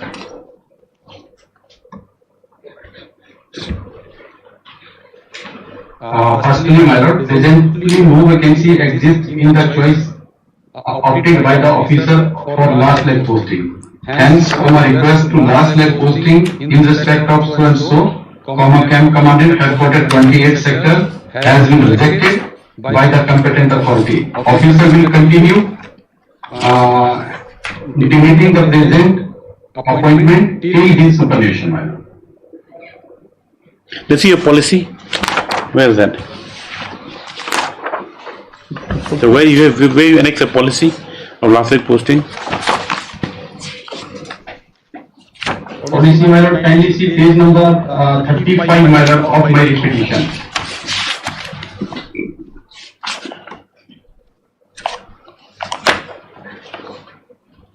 Page number 35 of my petition, para number 37, my lord.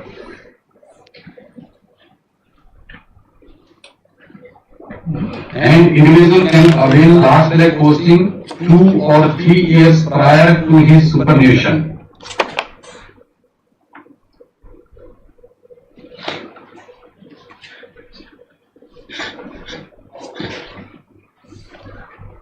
Lordship at court, my lord. May I read, my lord? 1 second. My lord.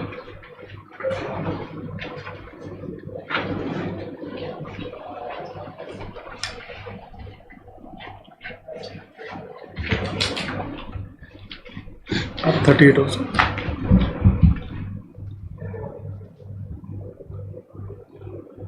So discretion is entirely up to you. And it's also subject to vacancy.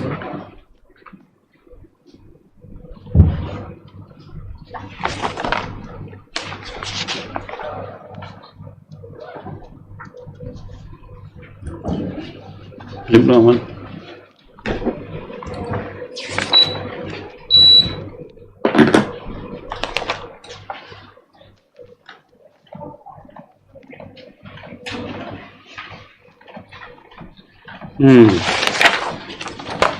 Will dispose of. You consider it consider us within 4 weeks. Give him last leg somewhere. And file another representation, my lord. Because what he asked for, my lord, Delhi, in our affidavit, you said that Delhi, Sukhovi and Ghasapani Lokra is. Where do you want to go now? All this piece of fill, any place of choice now that you have in mind? No, my lord, actually, I have already submitted twice. No other places you have. Yes, now they're given a reason, second command. Any other place you have in mind now that your client, not you, I mean your client has in mind. Will you dispose of this matter? My lord. Dimapur or nearby Dimapur, any place, my lord. There are so many battalions and training center in Dimapur, my lord. Yes. Take down. The petitioner, who stated to be serving as second in charge, second in command. Second in command in HQ 28 sector Assam Rifles.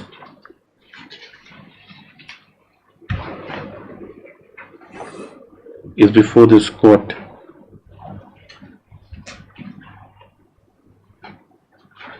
In the second round of litigation,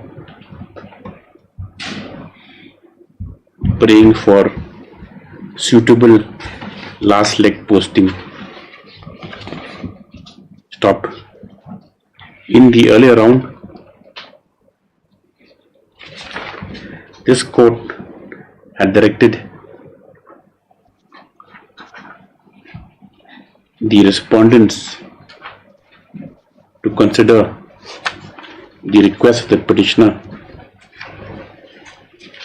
as per the Assam Rifles transfer policy.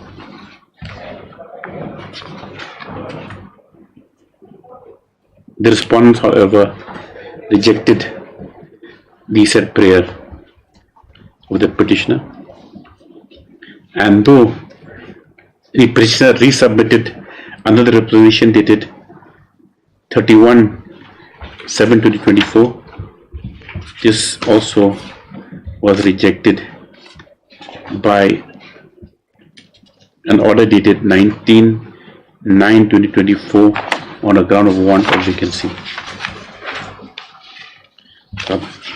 Next by Mr. V. Kumar, the counsel for the petitioner, has submitted that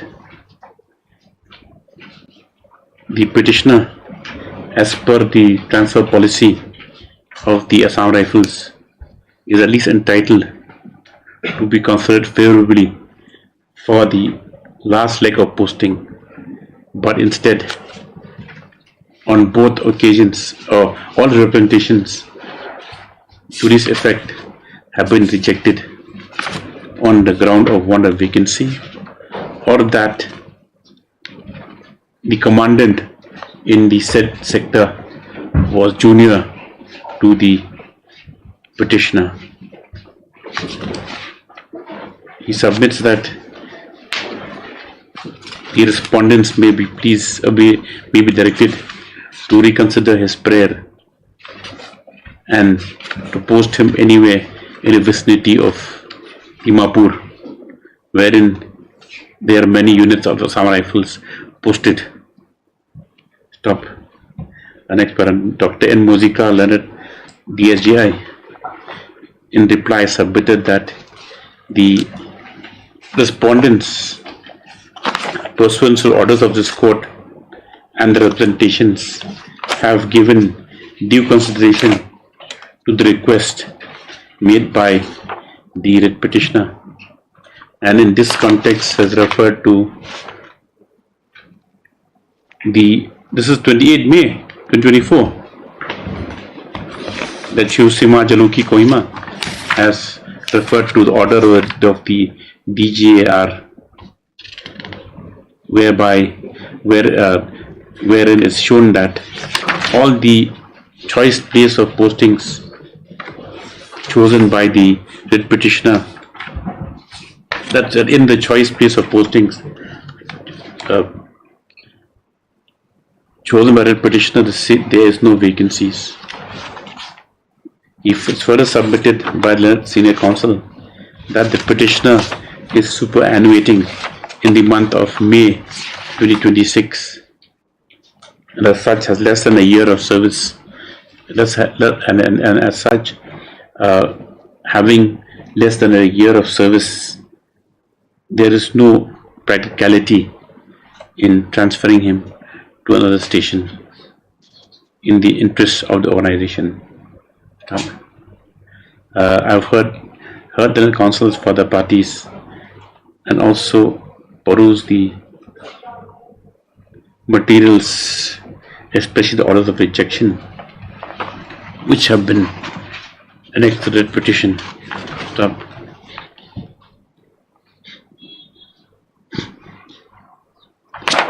Stop. How many years of service you put in? You started serving in 2007. Now there's somewhere there, 2007. Seven. Now he's, how many years completed? 18 years only. 18 years. 7 to 18 years. Oh yes, not very long. 18 years. He joined as Assistant Commandant. This is Para 4 मतलब the petition. Para 4. From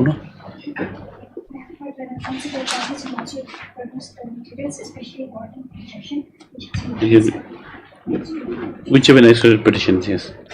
The petition noted was commissioned into the Assam Rifles as Assistant Commandant in 19 March 2007.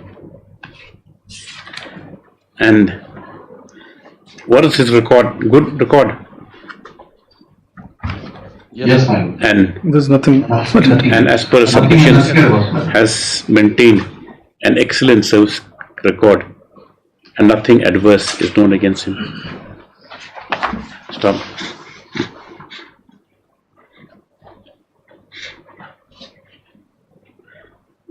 Stop. Presently, the petitioner is posted at which exact name of the station? Headquarters 28 sector, Manipur, Mundri. Sorry, my lord. What? Yes, Dr. Muzika.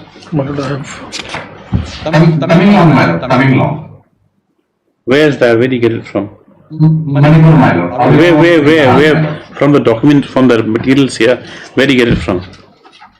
Where is shown 20? It's a. Where is that?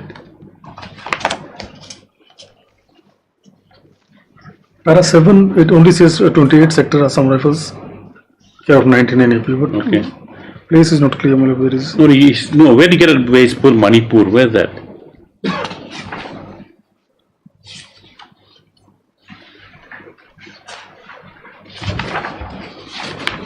My Lord, kindly see annexure 6, page number 25 of my petition. Reported Committee Sector Assam Rifle.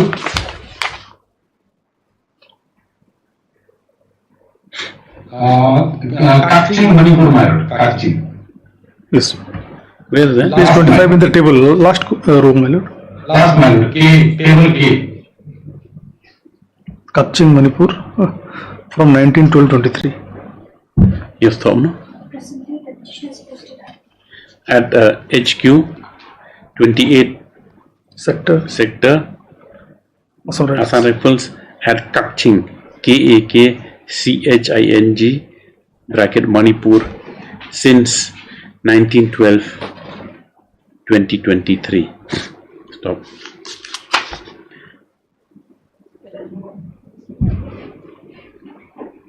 Which is MOD means moderate. Moderate. Which is classified as moderate. Moderate And now Ukhrul is location. good, Algo is hard, okay. Delhi good, Mizoram good,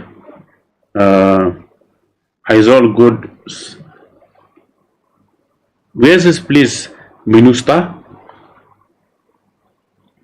Not known. Minister Haiti. Is Haiti, I mean, overseas duty, UN mission.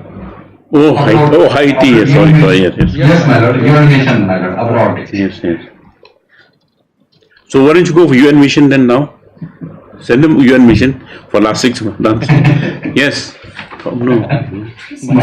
Petitions posted at HQ 28 sector, Assam Rifles at Kaching, 1923. Which was which classified as a moderate posting. Stop. At this juncture, it would be relevant to refer to the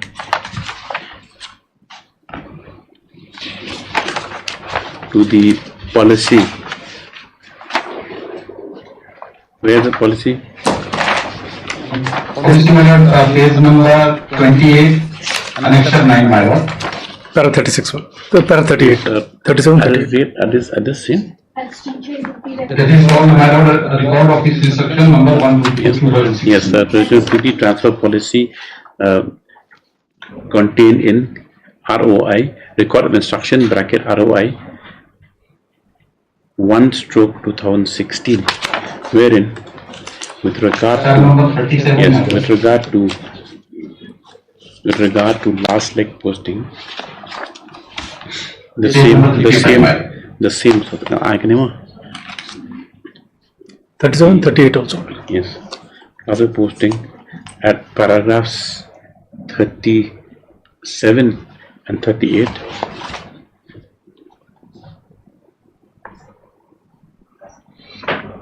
It has been given as follows. I'm quoted below. Stop. Next paragraph.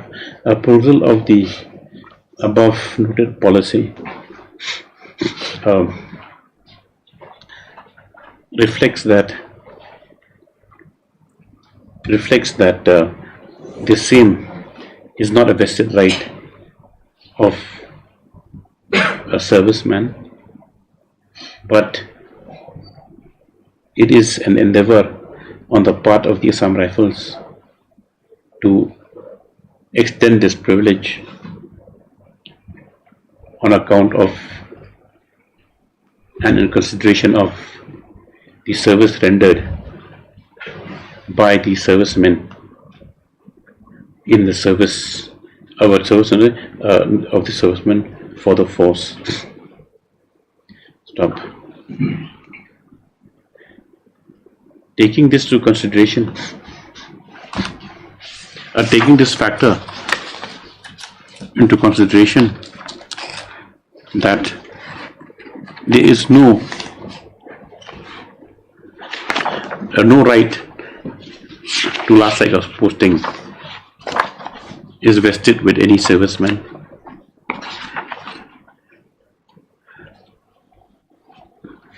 The that the respondents in their discretion can refuse if the same is not refused if the same is not administratively feasible and subject to availability of vacancies at desired stations, comma. In instant case, the writ petitioner, when is your first representation filed? In the earlier round?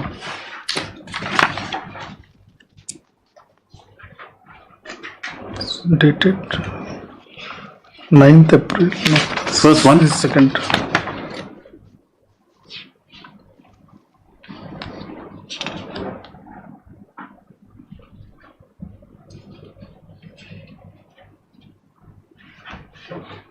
Ninth April was the first representation.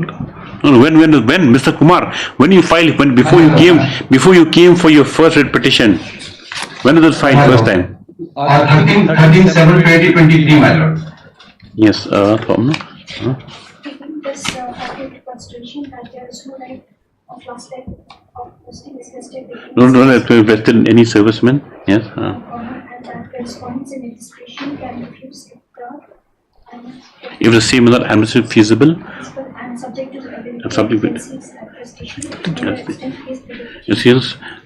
In the instant case, the writ petition has petitioned, the petitioner has represented for last leg posting since 2023 after being posted at the present station, and on every representation the places which have been chosen by the petitioner have been not for any requests for somebody and any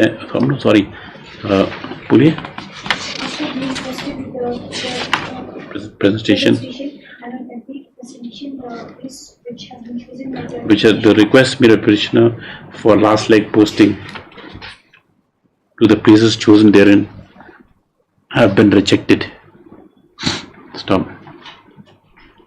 It is also noted that the respondents also can create vacancies if the same is administratively feasible. Stop.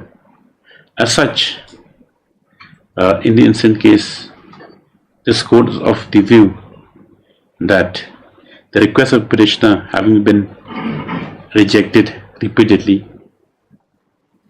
the reason given that his retirement is near cannot stand in the way of reconsidering his prayer for last leg's posting. Stop. As Mr. V. Kumar, our counsel, has submitted that perhaps he may be posted in an area near about Dimapur, the respondents are directed to consider the same within a period of 4 weeks from today. I'll correct the order, yes. The only thing, my lord, para 37 what it says, my lord, an individual can avail last leg posting 2 to 3 years prior to his superannuation. He's come in the range of 10 months now. 23 he gave first recommendation. Yes, my lord. Yeah, 25, 2 years, more than 2 years. That's what recorded why. That's why recorded since 23. You take into account your policy only.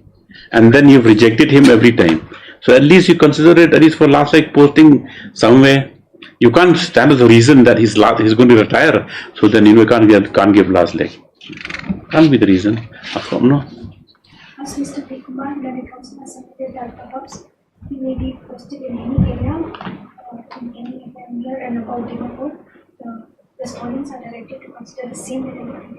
Yes, we will go to today. Yes, and this direction can view the fact that, as noted above, the petitioner had petitioned for last leg posting since the year 2023, and the same till date stands unresolved. So, like with the above noted directions, the petitions are going to dispose of. Yes. 34.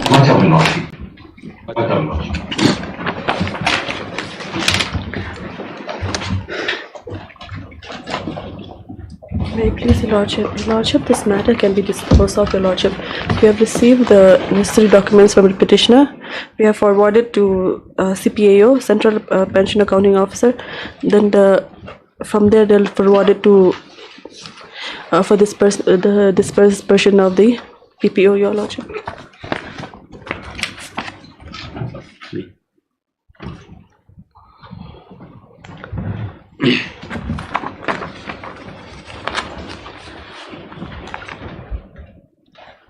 Your Lordship, I'm praying for 3 months time for completion. Your Lordship, 1 month time, Your Lordship. Since the process has already been initiated, Your Lordship, and the petitioner has been made to suffer for several years from 2019, Your Lordship. Your Lordship, she just recently have submitted and Really 9,000 a month only. You've seen, you given her a copy of this? Yes, Your Lordship.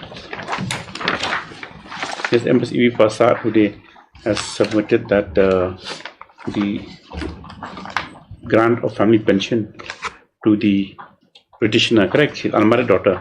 Unmarried daughter. Is already under process. So in this, the Land Council will produce a communication dated 10 and 11 July 2025, which shows that, what do you say just now, which shows that it's forwarded to CPAO, Your Lordship. The pension payment order in favor of has a pension payment order in favor of the petitioner has been forwarded to the Pay Accounts Officer, Central Pension Officer, Central Pension Accounting Office, for arranging and for release of the payment of however prays for that the respondents be allowed 2 months time to complete the entire process. Stop. Next paragraph. In consideration of submissions made by MSR Kharshi and Leonard Council to the respondents, though not disputing the fact that the progress that the pension has been processed, only awaiting the final payment orders, objects to the time prayed for by Leonard Council for the respondent, and submits that perhaps only 4 weeks should be granted. Your Lordship, after everything is completed from CPAO office, Your Lordship Give will 6 weeks in consideration thereof. In consideration of the prayers made by the respective parties, 6 weeks time is granted to the respondents to complete the entire process. From the date of order, 6 times matter please stands closed and disposed of. 36.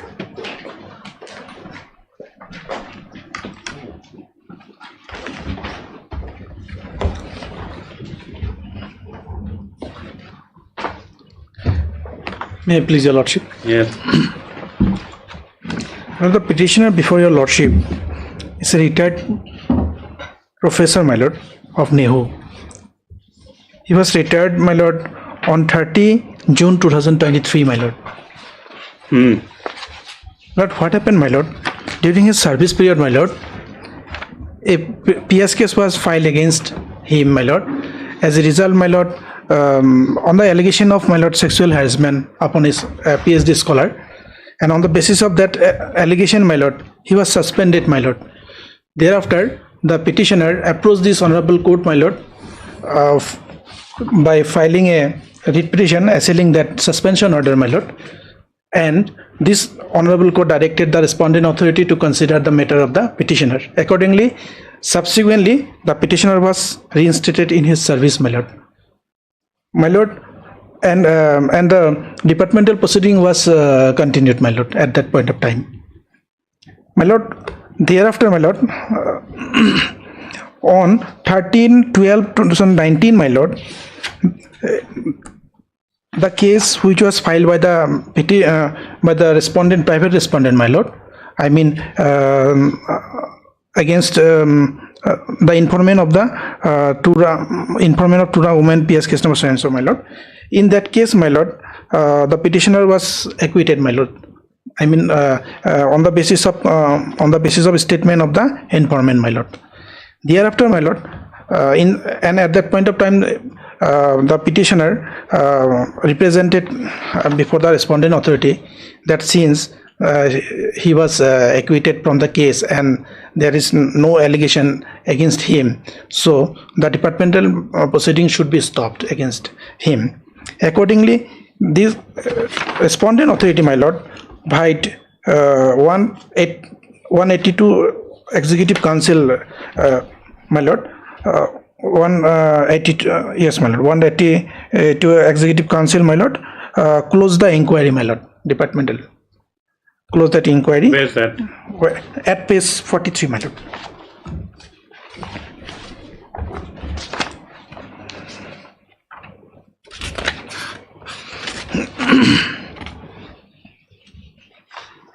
Where's the resolution? Resolution, where is it? Resolution was not, it was informed, my lord, to the petitioner, my lord. Close the case. That the case is closed against you. Yes. No, that see, yes. That, this case, yes. Inquiry was closed. Yes. It was closed. Yes. Yeah, this is the order. This is 27/22. Yes, my lord. Okay, then what happened?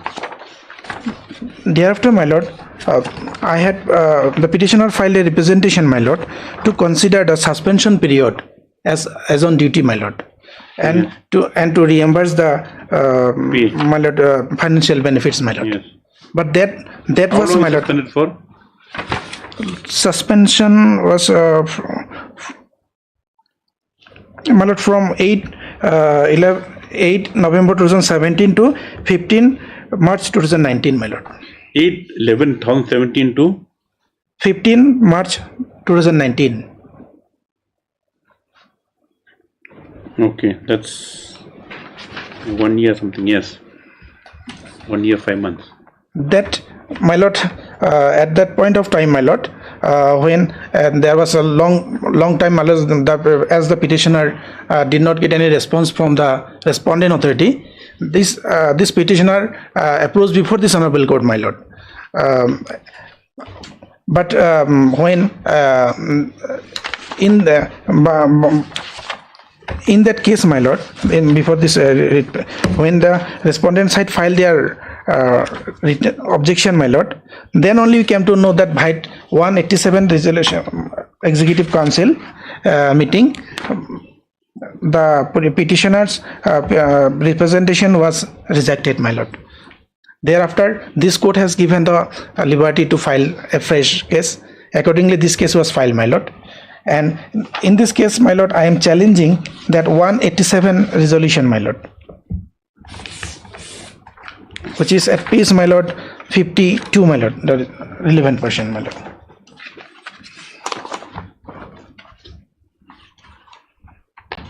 May I read, my lord, the relevant portion? Yes. The last portion, my lord. The council was apprised that the Executive Council in its 186th meeting held on 18 March 2023 by resolution number so and so resolved the status quo be maintained and further resolved the legal officer may submit his her comment on the matter. The legal officer by letter number so and so dated so and so has submitted the comment. The comment of the legal officer was read out before the council. The council deliberated the matter. The council resolved to regret the request of Professor S.C. Srivastava to treat the period under suspension as period in service and for grant of increment in July 18 and payment of arrears thereof, my lord. My lord. Where's the opinion? This is the order, my lord. No, the opinion is not given. On what reason they're rejecting it? That is why, that I have stated in my petition, my petition. You know what the reason why they rejected under what rule? But that is nothing is mentioned, my lord, here. Yes, Mr. Sen. Affidavit, you've given reason. The reason here, my lord, when the petitioner was placed under suspension, my lord, there were serious allegations. One victim, she lodged an FIR, my lord, and she lodged a complaint before us also. There was ICC, my lord, internal complaint committee, my lord, they found out a strong prima facie case, my lord. Now he approached and challenged the suspension order on the ground of, my lord, review was not done, which is very common in the university. 90 days review was not. 10-6. Yes, my lord. So on that technical ground, my lord, he was reinstated. Now, thereafter, the criminal case continued. Ultimately, my lord, the criminal case was compromised. It's not acquitted, my lord. It was compromised because the victim, 320, compounded, my lord. Compounded under section 320 of the CRPC, my lord, at the instance of the victim. There are other allegations by other PhD scholars also, my lord. Now that was closed. So in taking into consideration, in the meantime, my lord, we initiated the departmental proceeding. He has submitted his written statement also. Now he came up with that order from the court, my lord. It has been compounded. Now this was placed before the 182nd meeting of the Executive Council. After deliberation, we took a decision that we will not proceed with the inquiry, my lord. Now subsequently, he filed a representation, my lord, that he is entitled for the period which was spent on suspension, my lord, his remuneration and arrears. So, my lord, there we have ultimately taken a decision, my lord, considering, my lord, the circumstances which he has been placed under suspension, my lord, that he will not be entitled, my lord. This period will not be treated as on duty. Yes. What's the law governing that aspect for NEHUP? CCS only? We go by CCS, my lord. Yes. My lord, since the departmental proceeding is stopped, my lord. Yes. So why I should be punished, my lord? Then it's a kind of punishment, my lord. Yes. I have stated in at page 17, my lord, paragraph number 20, my lord.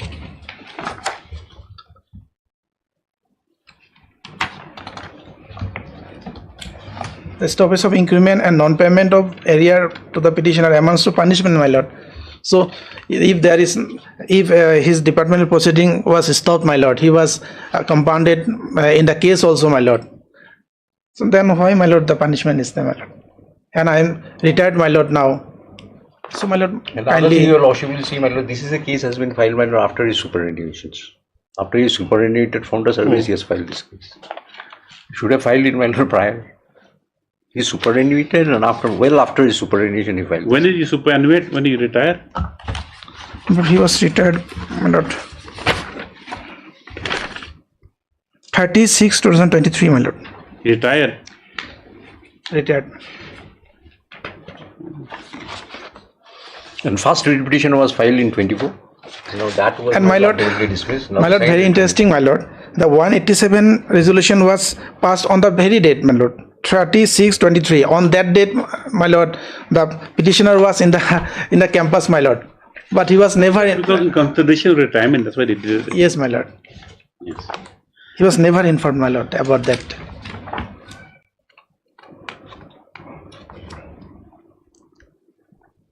Yes. Show the law. My lord, is a violation of principle of natural justice, my lord. You brought authority with you. Where is CS rules?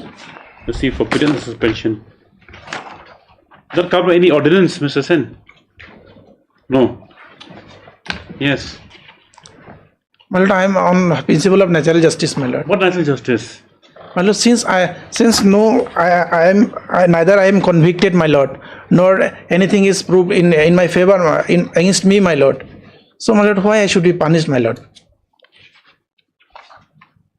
Where's the legal officer's opinion? Well, it's not. You know, next it. You produce it, this is the reasoning, because your entire closure of proceedings was on the basis of the. You produce it next date. Yes, when you want a list for further hearing on so and so, let's assent to produce records of the proceedings of the 187th EC meeting. EC meeting. Yes. When? Yes, your lordship, impeachment. After 2 weeks, yes. You don't have anything to do. When the case where the main party disappears and which foreign party is sitting diligently. Yes. 37. Why not? This case, my lord, this is filed by the Visioning Complex, whatever it may be. Now, Senior Counsel, Mr. Shulai, my lord, I think this can be posted on some other date. No, but there's some out of court discussion going on. Can I ask on the paper? Yes, I think this is a case, my lord, I don't know, in the presence of Mr. Shulai, my lord, Senior Counsel, this is a right case, my lord, for mediation, I think. Because even university, my lord, off the records, we are appreciating, my lord, the state is coming up with the university, my lord. It's a big thing. It's not that we are averse to the idea, but there are certain things, my lord. One hand, they are challenging our title, my lord. That hurt us. But as far as, my lord, if we can accommodate, sometimes on ignorance they do that. They thought I think it happened because see, it's been repeatedly used by NIT, by this and that. No, so that is why. So I think there is a chance, my lord, to be shorting. So I don't know. In the next date, perhaps I'll just place this thing. If it can be for mediation, because of all the sides, I think they want to short it out. We want place mediation. That because even the state is open for amicable. Yes, yes. We are not opposed to it. We also appreciate. No point in mediation. You first decided out of court. At least matter of 2 weeks, as is reported that negotiations are going on out of. No, negotiation right now, I think, is not going on. Not going on. Not going on. That's okay. Are you under authority to say that to go for mediation? No, but we are open for amicable settlement. You take instructions. You take instructions. Yes, Mr. SN has submitted today that the matter, as it involves only, as involves 2 institutions. Institution and the state. Sorry, the university and the state perhaps can be more effectively adjudicated through mediation, not effectively settled through mediation rather than adversarial litigation. Mr. E.R. Khan, the counsel for the state, somebody will have to obtain instructions as whether the state government will be open for mediation. No, they have made a statement, categorical statement. Where? Affidavit, my lord. It's there. They first came up with this thing. They were open. Where? But then he said, I have the instructions. Yes, my lord. They have filed affidavit. State affidavit. Rejoinder? State affidavit. Oh, affidavit of operation? Yes. 24. Where's that? My lord, will come to page 16 of the affidavit. First, second, third, fourth line, my lord, 16 on the top. The remand in the minute of the meeting made in good faith, and the respondent are still open for amicable resolution subject to the provision conclusive. No, not mediation. This is okay. Consideration. Settlement, my lord, whatever is settlement. No.